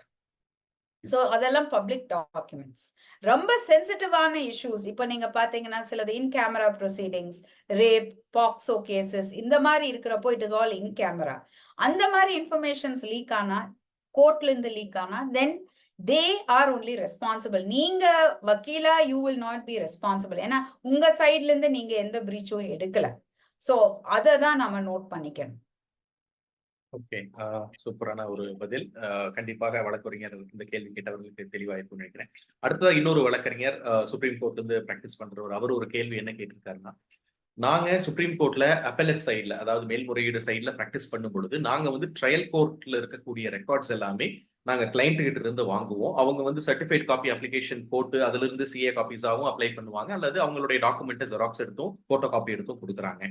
இந்த மாதிரி சூழ்நிலையில நாங்களும் இந்த கன்சென்ட் ஃபார்மை கிளைண்ட்ஸ் கிட்ட இருந்து வாங்கணுமா, அதற்கு ஏதாவது ஒரு ஐடென்டிட்டி மாதிரி நம்ம கொடுக்கணுமா அப்படிங்கிற ஒரு கேள்வி கேட்டிருக்கேன். இப்போ நீங்க கிளையண்டோட பர்சனல் இதுல பாருங்க, digital personal, it has to identify with the clients personal information. என்னோட பர்சனல் டீடைல்ஸ், என்ன பத்தி சில விஷயங்கள், அதான் நான் சொல்ற மாதிரி ஃபேமிலி கோட்ஸ்ல சில முக்கியமான விஷயங்கள், டெஸ்ட், என்னோட மெடிக்கல் டெஸ்ட், இந்த மாதிரி சென்சிட்டிவ் டெஸ்ட், என்ன இண்டிவிஜுவலா it has to track it back to you. என்ன ஐடென்டிஃபை பண்ணி ஒரு பர்சனல் டேட்டானா it is applicable. But court ஆர்டர்ஸோ மற்ற விதமான documents, land documents, property documents, இது எல்லாமே டிஜிட்டல் ஃபார்மேட்ல வந்து நீங்க கொடுக்குறீங்கன்னா ஓகே. இது வந்து பேப்பர்ல கொடுத்து நம்ம டைரக்டா கோர்ட்ல சப்மிட் பண்றோம்னா அது இல்லை. நான் சொன்ன மாதிரி it is not in a format which is physical. It has to be in a digitalized. இதை ஸ்கேன் பண்ணி அனுப்புறீங்க, உங்களோட பர்சனல் ஆஸ்பெக்ட், உங்க பர்சனல் டீடைல்ஸ் சொல்லுது அப்படின்னா தான் இந்த act is applicable. It has to trace back to me. இப்போ இந்த 4 நம்பரை கொடுத்துட்டு என்னோட பேரு வேண்டாம், பட் என்னோட நம்பர், என்னோட இமெயில் ஐடி அப்படி கொடுத்துட்டா, அப்புறம் என்னோட அட்ரஸ் கொடுத்தா நீங்க ட்ரேஸ் பண்ணிருவீங்கல்ல, இது இன்னாரோட வீடு தான். So it has to track back to me. என்னோட இண்டிவிஜுவல் ஐடென்டிட்டியை பத்தி சொல்ற வேற விஷயம் டிஜிட்டல் ஃபார்மேட்ல இருந்தா it will be applicable. Okay, மிகவும் ஒரு தெளிவான பதில். அடுத்ததாக ஒரு லேமேன் ஆக ஒரு கேள்வி ஒருத்தர் கேட்டிருக்காங்க. ஒரு பொது இடத்துல, ஒரு பப்ளிக் ஃபங்க்ஷன் நடக்கக்கூடிய ஒரு இடத்துல, அங்க நம்ம எடுக்கக்கூடிய புகைப்படங்கள், அங்க எடுக்கக்கூடிய விழாக்கள்ல இருக்கக்கூடிய புகைப்படங்களை நம்ம பதிவேற்றம் ஆன்லைன்ல சோசியல் மீடியால பண்ணும் பொழுது, நமக்கு பின்னாடி இருப்பவர்கள், நமக்கு முன்னாடி இருப்பவர்கள் அவர்களுடைய ஒப்புதல் பெறாம நம்ம பதிவேற்றம் பண்ணும்போது அவர்கள் அதை அப்போஸ் பண்ணி நம்ம மேல வழக்கு தொடுப்பதற்கு வாய்ப்பு இருக்கிறதா அப்படின்னு ஒரு யதார்த்தமான ஒரு கேள்வி கேட்டிருக்கேன். இதுல வந்து நம்ம சைட்ல பின்னால நம்ம செல்ஃபி எடுக்கிறப்போ 10 பேர் 15 பேர் இருப்பாங்க. பட் நீங்க எடுத்தது உங்க செல்ஃபி தான். You don't intend to. But நீங்க எடுக்கிறப்போ அவங்களோட சுத்தி இருக்கிற சூழ்நிலையை பார்த்து போட்டோ எடுங்க. அதாவது அவங்க if they are on in ஏதாவது அவங்களோட ஒரு பிரைவேட்டா ஏதாவது அவங்க செஞ்சுட்டு இருக்கப்போ, சில பேத்துக்கு they will not want to be on social media.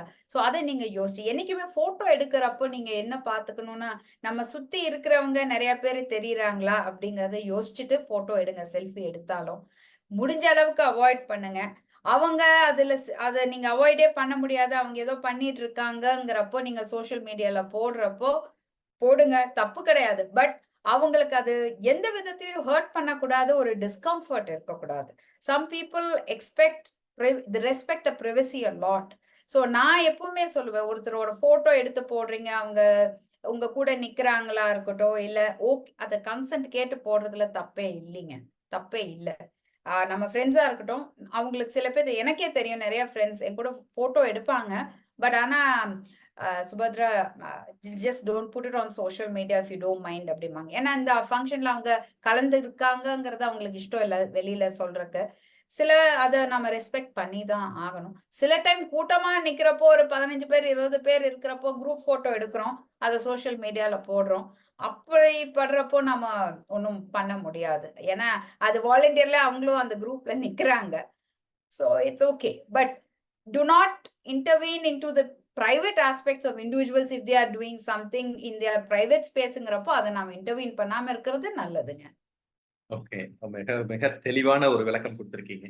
அடுத்ததாக முக்கியமா இன்னொரு கேள்வி என்ன விஷயமா கேட்டிருக்காங்கன்னா, இந்த டேட்டாவை அதாவது இந்த தனிநபர் சம்பந்தப்பட்ட தரவுகளை நம்ம வாங்கி ப்ராசஸ் பண்ணி டிஜிட்டல் ஃபார்ம்ல வச்சிருக்கக்கூடிய நிறுவனங்கள், உதாரணத்துக்கு travel agents or hospitals or hotels or advocates or auditors, இந்த மாதிரி இருக்கிறவங்க எவ்வளவு நாள் அதை வைத்திருக்க வேண்டும் அல்லது எவ்வளவு நாள் கழித்து டெலீட் பண்ண வேண்டும்? அந்த டெலீட் பண்ணின இன்டிமேஷன் நம்ம கிளைண்ட்டுக்கு இன்ஃபர்மேஷன் கொடுத்து அவர்களுடைய பெர்மிஷன் ஆர் அவர்களுடைய கன்ஃபர்மேஷன் எல்லாம் வாங்கி நம்ம பதிவு செய்ய வேண்டுமா?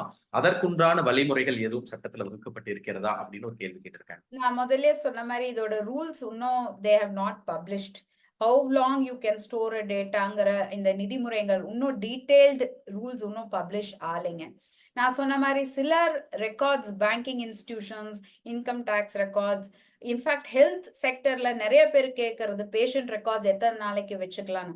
இன்ஃபேக்ட் சில பேர் கேட்டிருக்காங்க, நான் ஹெல்த் இன்ஸ்டிடியூஷன்ஸ் அட்ரஸ் பண்றப்போ பேஷண்ட் இறந்த பிறப்பும் நாங்க ரெக்கார்டை ஸ்டோர் பண்ணி வைக்கணுமா, வைக்க அவசியம் இல்லையான்னு. அவங்க வச்சுதான் ஆவாங்க. ஏன்னா for some period they have to keep it for certain aspects because other rules and regulations like HIPAA will ask is required to keep it.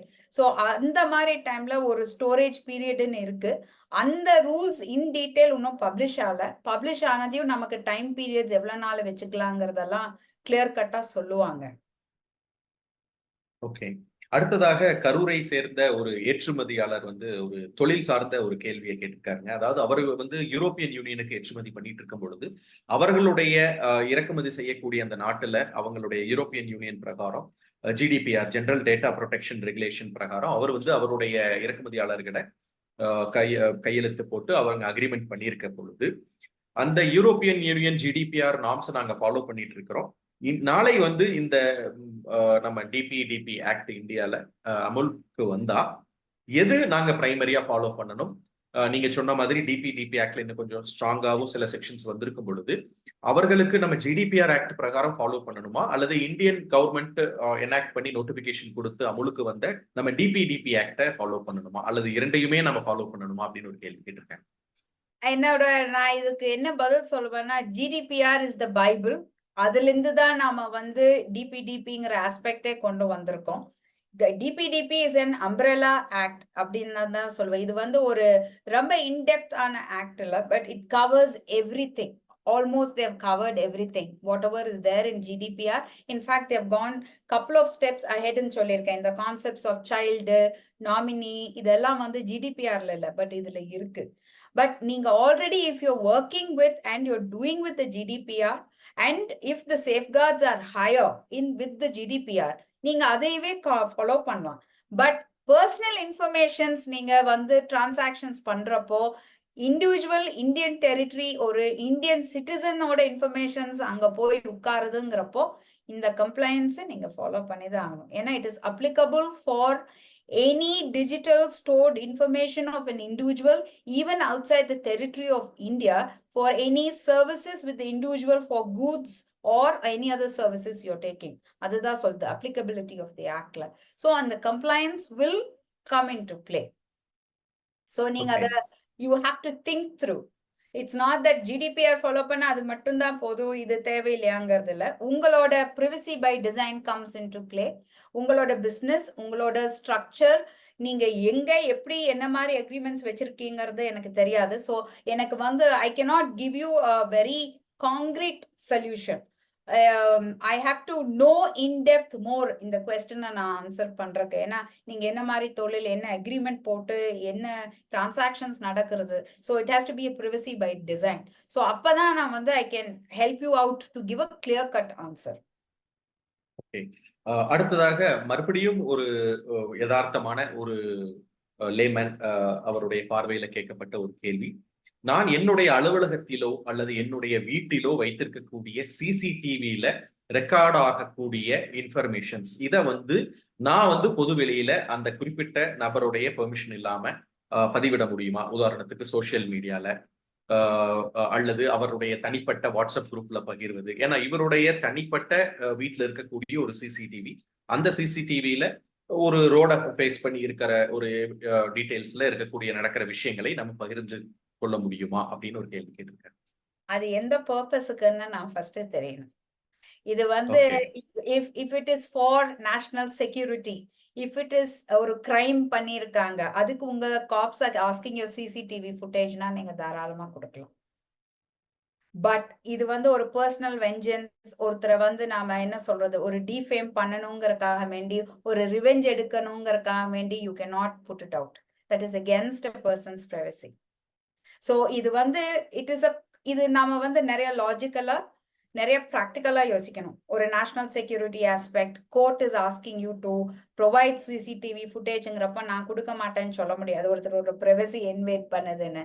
Army இந்த மாதிரி ஆஸ்பெக்ட்ஸ்ல சில டைம் பேண்டமிக், நம்ம கோவிட் வந்தது இல்லைங்களா, கோவிட் வந்தப்போ நம்ம டீடைல்ஸ் நிறைய பேத்துக்கு இந்த வேக்சினேஷன் அப்போ சரி எல்லாத்துலயுமே we gave details and government took very strict measures and we had to disclose a lot of details. அப்ப நம்ம privacyன்னு சொல்லிட்டு இது என்னோட இண்டிவிஜுவல் ரைட் நீங்க வந்து கேட்க முடியாதுன்னு சொல்ல முடியாது. So the central government has the power to establish rules and regulations under this act very clearly. So anything to for the welfare or for the benefit of public safetyங்கிறப்போ கண்டிப்பா வந்து privacy angle cannot be taken. But இதை நீங்க ஒருத்தர் இண்டிவிஜுவலை defame பண்ணணுங்கிறதுக்காக வேண்டி பண்றீங்க அப்படின்னா it's not correct. Okay, அடுத்ததாக okay okay மிக்க நன்றி. அடுத்ததாக இதை சார்ந்த இன்னொரு தொடர் கேள்வி மாதிரி கேட்டிருக்காங்க. இந்த மாதிரி இருக்கக்கூடிய விஷயங்களை, தனிநபர் பாதுகாப்பு சம்பந்தப்பட்ட ஒரு தரவுகளை, ஒரு பர்சனல் டேட்டா ஃபார்மை நம்ம ஒப்புதல் கொடுத்துட்டு ஒரு நிறுவனத்திற்கு நீங்க சொன்ன மாதிரி ஒரு வேலை வாய்ப்பு சம்பந்தப்பட்ட விஷயமாகவோ அல்லது ஒரு நோய் சம்பந்தப்பட்ட அந்த நோயை தீர்க்கும் முறைக்காக நம்ம ஒரு ஒப்புதல் தெரிவித்து விட்டு பிறகு அந்த ஒப்புதல் கொடுத்த ஒரு நிறுவனம் அல்லது ஒப்புதல் வாங்கிய ஒரு மருத்துவமனையோ இந்த விஷயங்களை தவறாக பயன்படுத்துகின்றது அப்படின்னு நம்மளுக்கு ஒரு விஷயம் தெரிஞ்சா அதை நம்ம ரிவோக் பண்ணக்கூடிய வாய்ப்பு இருக்கிறதா ஒன்ஸ் நம்ம சைன் பண்ணினதுக்கு பிறகு, அல்லது ரிவோக் பண்றதுக்கு என்ன மாதிரி ப்ரொசீஜர்ஸ் நம்ம ஃபாலோ பண்ணணும் அப்படின்னு ஒரு கேள்வி. வித்ட்ராவல் ஆஃப் கன்சென்ட், எனக்கு நான் கொடுத்த இன்ஃபர்மேஷன் இனிமேல் நீங்க யூஸ் பண்ண முடியாது. ஹாஸ்பிட்டலா இருக்கட்டும், நீங்க ரிசர்ச்சுக்கு கொடுத்துருப்பீங்க உங்க ஜீனை, இல்லைன்னா உங்களோட சில பேர்த்துல பாத்தீங்கன்னா உங்க பிளட் சாம்பிள் சில ரிசர்ச்சுக்கு கொடுக்கறதுக்கு ஒத்துருப்பாங்க. இப்போ you to not want to, so you can revoke your consent. அது வந்து நமக்கு ஒரு தனி நபரா எப்பவுமே நமக்கு அந்த ரைட் உண்டு. உங்க கன்சென்ட்டை நீங்க எப்ப வேணாலும் ரிவோக் பண்ணலாம். அந்த ஆர்கனைசேஷன் உங்க டேட்டாவை இரேஸ் பண்றதுக்கும் நீங்க ரிக்வெஸ்ட் பண்ணலாம். கண்டிப்பா உண்டு. எஸ். ஓகே, கடைசியாக முக்கியமான 2 கேள்விகள். கிட்டத்தட்ட ஒரு 7 to 8 பேர் இதே கேள்வியை கேட்டு இதற்குண்டான பதிலை உங்களிடமிருந்து ஆவலாக எதிர்பார்த்து கொண்டிருக்கிறார்கள். அதுல முக்கியமான ஃபர்ஸ்ட் கேள்வி என்னன்னா, இந்த டிஜிட்டல் டேட்டா ப்ரொடெக்ஷன் பத்தி நாங்க இன்றைக்கு சில விஷயங்களை தெரிந்து கொண்டோம். அதற்கு எங்களுடைய நிறுவனத்தை தயார்படுத்துவதற்கு இதைய கம்ப்ளீட்டா ஒரு சொல்யூஷன் ப்ரொவைடர் மாதிரி, ஒரு கன்சல்டன்ட் மாதிரி எடுத்து எங்களுடைய நிறுவனத்தை தயார்படுத்துவதற்கு கன்சல்டன்ட்ஸ் இருக்காங்களா, அல்லது அரசாங்கமே இதற்குண்டான வழிமுறைகளை சொல்வதற்கும் அதைய சுலபமாக நம்ம இம்ப்ளிமெண்ட் பண்றதுக்கும் ஏதாவது வெப்சைட்ஸ் ஆர் வெப்லிங்க்ஸ் நம்ம அரசாங்கத்திற்கு இருந்து அந்த டிஜிட்டல் டேட்டா ப்ரொடெக்ஷன் ஆக்ட் 2023 அமுல்படுத்துவதற்கு நம்ம என்னென்ன செய்ய வேண்டும் அப்படிங்கிற வழிமுறைகள், கையேடுகள் ஏதாவது லிங்க்ல இருக்கா அப்படின்னு ஒரு கேள்வி. சரி, இதுல நான் சொல்றது எப்படின்னா, இப்போ எங்களை பாத்தீங்கன்னா பிகாஸ் இது வந்து நான் வந்து ப்ரொபோஸ் எதுக்கு சொல்ல வரேன் அப்படின்னா, எல்லா தனிப்பட்டவங்களும் எல்லா வக்கீலுமோ இல்ல எல்லாமே டேட்டா தொழில் இருக்கிறவங்களுக்கு இதை பத்தி கொஞ்சம் தெரியும், பிரைவசி ஆங்கிள் ஹேண்டில் பண்றவங்களுக்கு. பட் நாங்க என்ன பண்றோம் அப்படின்னா, நீங்க கேட்குற மாதிரி கன்சல்டேஷன்ஸ் வி டூ. ஏன்னா நாங்க நிறைய அக்ரிமெண்ட்ஸ் நிறைய பாலிசிஸ் பண்ணியிருக்கோம். ஸோ வாலண்டியரா நாங்க வந்து அவேர்னஸ் கிரியேட் பண்றோம். இதுல எப்படின்னா, ஒவ்வொரு இன்ஸ்டிடியூஷன்ஸா இருக்கட்டும் அவங்களுக்கு போயிட்டு we take a session, not just for the heads of the organisation but அவங்களோட என்டையர் டீம். சில இடத்துல பாத்தீங்கன்னா டேட்டா கலெக்ஷன் செக் பாயிண்ட், அதாவது நீங்க செக்யூரிட்டி உள்ள போறப்போ நீங்க உங்க டீடைல்ஸ் கொடுக்குறீங்க, நோட் புக்ல எழுதுறாரு. சில இடத்துல they scan your ID, அங்கிருந்து it starts. So what we do அப்படின்னா, நாங்களே போயிட்டு ஏதோ செஷன்ஸ் எடுக்கிறோம், அவேர்னஸ் செஷன்ஸ், ஏதோ பிசிக்கல் இல்லைன்னா ஆன்லைன், அதாவது இண்டிவிஜுவல்ஸ்க்கு இல்லை அவங்க டீமுக்கே எடுக்கிறோம், ஹைலைட் பண்றோம். யார் யார் டேட்டா ஹேண்டில் பண்றாங்க உங்க இன்ஸ்டிடியூஷன்ல பர்சனல் டேட்டானா ஹெச்ஆர் இருக்கும், ரெகுலேட்டரி அண்ட் கம்ப்ளைன்ஸ் டிபார்ட்மெண்ட்ஸ் இருக்கும், ஐடி டிபார்ட்மெண்ட்ஸ் இருக்கும் மேஜரா. ஸோ இவங்களுக்கு எல்லாத்துக்குமே we go and we give you this awareness session. ஏன்னா இதை பத்தி நல்லா தெரிஞ்சவங்க தான் வந்து பேச முடியும். சும்மா நம்ம படிச்சுட்டு இதை வந்து சொல்ல முடியாது. ஏன்னா இதுல நீங்க பண்ண வந்து உங்களுக்கு நிறைய சந்தேகங்கள் வரும். Practical approach and practical knowledge இதுக்கு ரொம்ப அவசியங்க. ஸோ அதுல எக்ஸ்பீரியன்ஸா இருக்கிறவங்கள தான் நான் வந்து அணுகணும்னு நான் சொல்லுவேன். ஸோ அதுல பாத்தீங்கன்னா நாங்களே வந்து நிறைய இன்ஸ்டிடியூஷன்ஸுக்கு போயிட்டு பண்ணியிருக்கோம். Education, hospitals, normal corporates, manufacturing, banking, இந்த மாதிரி ஒவ்வொருத்தருக்கும். ஏன்னா அது எல்லாத்துக்கும் அது வந்து வித்தியாசமா அமையும். ஸோ அதனால இதுல ஒரு எக்ஸ்பீரியன்ஸ் இருக்கிறவங்கள நீங்க அணுகிறது தான் நல்லதுன்னு நான் சொல்லுவேன். கண்டிப்பா. அடுத்ததாக கடைசியான ஒரு கேள்வி, இதுவும் நிறைய சொந்தங்கள் கேட்டிருக்காங்க.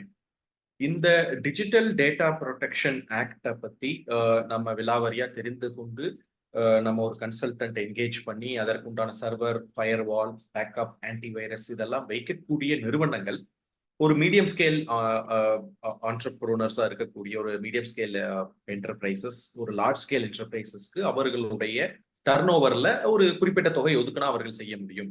ஆனா ஒரு சிறு குறு ஸ்மால் அண்ட் மீடியம் இருக்கக்கூடிய ஒரு சின்ன நிறுவனங்கள்ல இருக்கிறவங்களுக்கு நம்ம இன்னைக்கு இருக்கக்கூடிய டேட்டாவை மெயின்டைன் பண்றது எல்லாமே கிளவுட் பேஸ்ட்ல மெயின்டைன் பண்றோம். இந்த கிளவுட் பேஸ்ட்ல அவங்க கொடுக்கக்கூடிய அக்ரிமெண்ட்ல நாங்க எல்லாமே பாதுகாப்பா வைத்துக் கொள்வோம் அப்படின்னு சொல்றாங்க. நீங்க ஏற்கனவே உங்களுடைய உரையில சொன்ன மாதிரி Amazon or Zoho or Apple இவங்களுடைய கிளவுட்ல நம்ம டேட்டாவை வச்சு அந்த டேட்டாவை பேக்கப் வைத்து விட்டு நம்ம செய்யும் பொழுதோ, ஒரு தொழில் செய்யும் பொழுதோ, அல்லது மென்பொருள் சப்ளை பண்றவங்க எல்லாமே அவர்களுடைய மென்பொருள்ல, ஃபார் எக்ஸாம்பிள் டேலி, இஆர்பி அப்படிங்கிறது ஆன்லைன்ல கிளவுட்லயே எல்லாத்தையுமே சேவ் பண்ணிக்கிற மாதிரி வந்துருச்சு. ஜோஹோங்கிற தரவு மென்பொருள் கொடுக்கக்கூடியவர்கள், கஸ்டமர் ரிலேஷன்ஷிப் மேனேஜ்மெண்ட் ஆகட்டும், அக்கௌண்ட்ஸ் ஆகட்டும், எல்லாமே வந்து அவர்களும் ஆன்லைன்லயே பண்ணக்கூடிய நிறைய மார்க்கெட்டிங் அண்ட் இன்வென்டரி சாஃப்ட்வேர்ஸ் எல்லாமே கொடுக்க ஆரம்பிச்சிட்டாங்க. அப்போ நம்ம ஒரு வெறும் லேப்டாப் ஆர் வெறும் டேட்டாவை மட்டும் வச்சு இது எல்லாத்தையுமே ஒரு கிளவுட்ல நம்ம கொடுக்கும் பொழுது இந்த ரிஸ்க் வந்து யாருக்கு வருகிறது? நாளைக்கு வந்து ஏதோ ஒரு ஹேக்கிங் சிச்சுவேஷன்ல அந்த டேட்டா திருடு போய்விட்டாலோ அல்லது வேறு விதத்திற்கு யூஸ் பண்ணப்பட்டாலோ அல்லது நீங்க ஆல்ரெடி சொன்ன மாதிரி பேங்க்ல இருந்து லோனுக்கு கூப்பிடுறாங்க, இந்த இன்ஃபர்மேஷன் யாருக்குமே சொல்லல, உங்கள்கிட்ட தான் ஷேர் பண்ண, நீங்க எப்படி போச்சு அப்படிங்கிற மாதிரி ஒரு விஷயம் நாளைக்கு ஒரு கேஸாக வந்தாலோ இதற்கு பொறுப்பு அப்படிங்கிறது யாருக்கு பிக்ஸ் ஆகும்? அல்லது நம்ம அந்த டேட்டாவை கிளவுட்ல கொடுக்கும் பொழுது நம்மவும் அதற்கு பொறுப்பாகுவோமா அப்படிங்கிற விஷயங்களை அவங்க கேட்டிருக்காங்க. இதுக்கு ஒரு தெளிவான விளக்கம் கேட்டிருக்காங்க. இதுல நீங்க வந்து அக்ரிமெண்ட் தேர்ட் பார்ட்டிஸோட நம்ம கிளவுட்ல என்கேஜ் பண்றப்போ யூ ஹாவ் டு சி அவங்க இதெல்லாம் பாத்தீங்கன்னா யூஸ்வலா most of these cloud service are very well protected. ஏன்னா இன்டர்நேஷனல் ஸ்டாண்டர்ட்ஸ்ல அவங்க ப்ரொடெக்ஷன்ஸ் இருக்கும். நீங்க சைன் பண்றப்போ உங்களோட டெம்ப்ளேட் அக்ரிமெண்ட்ல ப்ரிவசி ஆங்கிள் கிளாஸஸை செக் பண்ணிட்டு சைன் பண்ணுங்க. பிரீச் ஆனா ஹூ இஸ் லயபிள்ங்கிறத செக் பண்ணணும். ஏன்னா அவங்க எல்லாமே பாத்தீங்கன்னா பிரீச் ஆனா அவங்க may not take too much responsibility. They will say இதெல்லாம் இருந்ததுங்கிற மாதிரி இருக்கும். ஸோ அதை நாம அதுவும் இல்லாம இந்த அக்ரிமெண்ட்ஸ் எல்லாம் பாருங்க ஒன் சைடடா தான் இருக்கும். நீங்க போய் சேஞ்ச் பண்ண முடியாது. அவன் கொடுக்கறத தான் நீங்க சைன் பண்ணணும். ஸோ அந்த மாதிரி ஒரு விஷயத்துல பாத்தீங்கன்னா நமக்கும் சில responsibilities are there in which platform we சூஸ்ங்கிறத பாத்துக்கணும். பட் அவங்க சைட்ல பிரீச் ஆனா they are responsible. They cannot wash off responsibility. They are responsible for how much of our data we are storing. Apple பாத்தீங்கன்னா they have security measures are very high. They ask you for verification, codes, identity, இந்த மாதிரி நிறைய steps இருக்கு. So எங்க உங்களுக்கு நீங்க choose பண்ற cloud பேஸ்ல எங்க செக்யூரிட்டி மெஷர்ஸ் ஆர் ஹைங்கிறத before you choose, I will recommend do a thorough background checking which is comfortable for you and then choose. And we have never given opportunity to tweak those agreements. It becomes one-sided. ஏன்னா நமக்கு வேற சாய்ஸே இல்லை. So they become என்ன சொல்றது, ஒரு monopoly இந்த market அவங்க establish பண்றது, அவங்க கொடுக்கறத தான் நம்ம சைன் பண்ண வேண்டியதா இருக்கு. பிரீச் ஆனா definitely they are responsible for it. Yes, ஒரு மிகவும் ஒரு அருமையான இந்த ஒரு சிறப்புரையில கிரிட்டிக்கலாக ரொம்பவும் புதுசாக வரக்கூடிய இந்த ஒரு டிபிடிபி ஆக்டை பத்தி ஒரு லேமேன் முதற்கொண்டு ஒரு சாதாரண குடிமகன் முதற்கொண்டு ஒரு தொழிலில் இருக்கிறவங்க, வழக்குரைஞர்கள், இவர்களுக்கு அனைவருக்கும் புரியும் வண்ணம் ஒரு விஷயத்தை தெளிவாகவும் அவர்களுடைய சந்தேகங்களுக்கு மிகவும் ஆழ்ந்த ஒரு பதிலும் கொடுத்து இன்றைய ஒரு காணொளி நிகழ்வுல இந்த புதுசாக வரக்கூடிய டிபிடிபி ஆக்ட் நாளைக்கு நோட்டிபிகேஷன் ஆனாலும் இந்த காணொளி பார்த்துட்டு இருக்கக்கூடிய நம்ம சொந்தங்கள், தொழிலில் இருக்கக்கூடிய தொழிலதிபர்கள் மற்றும் வருங்காலத்தில் இந்த ஆக்டுக்கு எந்த வகையிலேயாவது அவர்களுக்கு தேவைப்படும் விஷயங்களை தெரிந்து கொள்ள வேண்டும் என்ற ஆர்வத்தில் இருக்கக்கூடிய இந்த காணொலியில் இணைந்திருக்கக்கூடிய அனைத்து சொந்தங்களுக்கும் அவர்களின் சார்பாக KPN global, Kongu business network, KPN association Tamil Nadu, சிக்பா மலேசியா, கேபிஎன் யுஎஸ்ஏ மற்றும் கேபிஎன் ஆஸ்திரேலியா சார்பாக இந்த சிறப்புரை தந்த எங்களுடைய சகோதரி சுபத்ரா மயில்சாமி அவர்களுக்கு எங்களுடைய நெஞ்சார்ந்த நன்றியை தெரிவித்துக் கொள்கிறோம். நன்றிங்க. இந்த ஆப்பர்ச்சுனிட்டி எனக்கு கொடுத்ததுக்கு ரொம்ப ரொம்ப நன்றி. அதுவும் இல்லாம நம்ம கொங்கு கம்யூனிட்டிக்கு சொந்தங்களுக்கெல்லாம் இதை பத்தி நான் ஷேர் பண்ணதுல எனக்கு ரொம்ப ரொம்ப சந்தோஷம். ஏன்னா என்னை பொறுத்த வரைக்கும் ஒரு வக்கீலா சட்டம்ங்கிறது மக்களுக்கு கண்டிப்பா தெரியணும். தெரிஞ்சாதான் அதுக்கு நீங்க கேள்வி கேட்க முடியும். சோ அது உங்களோட ரைட். சோ இந்த மாதிரி புது சட்டங்கள் எது வந்தாலும் அதை பத்தி தெரிஞ்சுக்கோங்க. உங்க ரைட்ஸ் எல்லாம் என்னென்ன கிளியரா வச்சுக்கோங்க. அப்பதான் நீங்க கேள்வி நிறைய கேட்க முடியும். எதுவுமே தெரியலன்னா இன்னைக்கு கேள்வி கேட்க முடியாது. சோ தயவு செய்து please be aware of. And privacy angle கடைசியா நான் சொல்ல வேண்டியது என்னன்னா, privacy is extremely important. Please respect individuals' privacy, take consent, and also please comply with rules and regulations. Again, that's all I would like to say. Thank you so much. Nandri. தொழில் மற்றும் வணிகம் செய்யும் Kongu வேளாள counter சொந்தங்களை இணைக்கும் பாலமாக KPN global என்ற Telegram group செயல்பட்டு வருகிறது. 39 நாடுகளைச் சேர்ந்த 3585 கொங்கு வேளாள கவுண்டர் சொந்தங்கள் அதில் ஒரே குடும்பமாக தொழில் விவரங்களையும் தொழில் வாய்ப்புகளையும் அவர்களுக்குள் பரிமாறிக்கொண்டு உள்ளார்கள். இந்த குழு எந்த ஒரு அரசியல் கட்சியையோ அரசியல் தலைவர்களையோ பின்பற்றாத ஒரு குழுவாகும். நமது சமுதாயத்தின் மேல் அக்கறை கொண்டு முற்றிலும் நம் மக்களின் வர்த்தகத்தை உயர்த்த வேண்டும் என்ற உன்னத நோக்கில் செவ்வனே செயல்பட்டு வருகிறது. KBN என்ற பெயரில் மலேசியா கோலாலம்பூரில் பழனியப்பன் மாரப்பன் அவர்களால் தொடங்கப்பட்டு தற்போது தமிழ்நாட்டில் Kongu business network KBN association என்ற பெயரில் தமிழ்நாடு அரசில் பதிவு செய்யப்பட்டு தொழில் முனையும் கொங்கு சொந்தங்கள் ஆதரவோடு சிறப்புடன் செயல்பட்டு வருகிறது. KBN குளோபல் குழு தவிர வேறு எந்த ஒரு பெயரிலும் வாட்ஸ்அப் குழு, டெலிகிராம் குழு கிடையாது. இது நமது கொங்கு சொந்தங்களின் தொழில் மற்றும் சமுதாய முன்னேற்றத்திற்கு சேவை மனப்பான்மையுடன் உருவாக்கப்பட்ட அரசியல் சார்பற்ற அமைப்பு. இந்த குழுவில் இணைவதற்கு எந்த ஒரு கட்டணமும் கிடையாது. ஒரு சிலர் KBN பெயரை பயன்படுத்தி சந்தா வசூலித்து சுய லாபத்துக்காக குழுக்களை அமைத்துக் கொண்டிருக்கின்றனர். அவ்வாறு செயல்படும் குழுவுக்கும் நமக்கும் எந்த தொடர்பும் கிடையாது. 100 விழுக்காடு தொழில் சம்பந்தப்பட்ட பதிவுகள் மட்டுமே, அதுவும் இலவசமாக, எந்த ஒரு சந்தாவும் இல்லாமல் நம் சொந்தங்கள் அனைவரும் முன்னேற வேண்டும் என்ற உயரிய எண்ணத்தில் பதிவுகளை அனுமதிக்கும் ஓர் உலகளாவிய வர்த்தக குழு, நம் தொழில் அபிவிருத்திக்கு ஏற்ற ஓர் உபயோகமுள்ள ஒரே குழு KBN குளோபல் டெலிகிராம் குழு. சொந்தங்களுக்கு இது குறித்து சந்தேகங்கள் இருந்தால் +60 13 2999144 கூட்டல் 6 சுழியம் 13 2999 144 என்ற அலைபேசி எண்ணில் வாட்ஸ்அப் குறுஞ்செய்தி அனுப்பலாம்.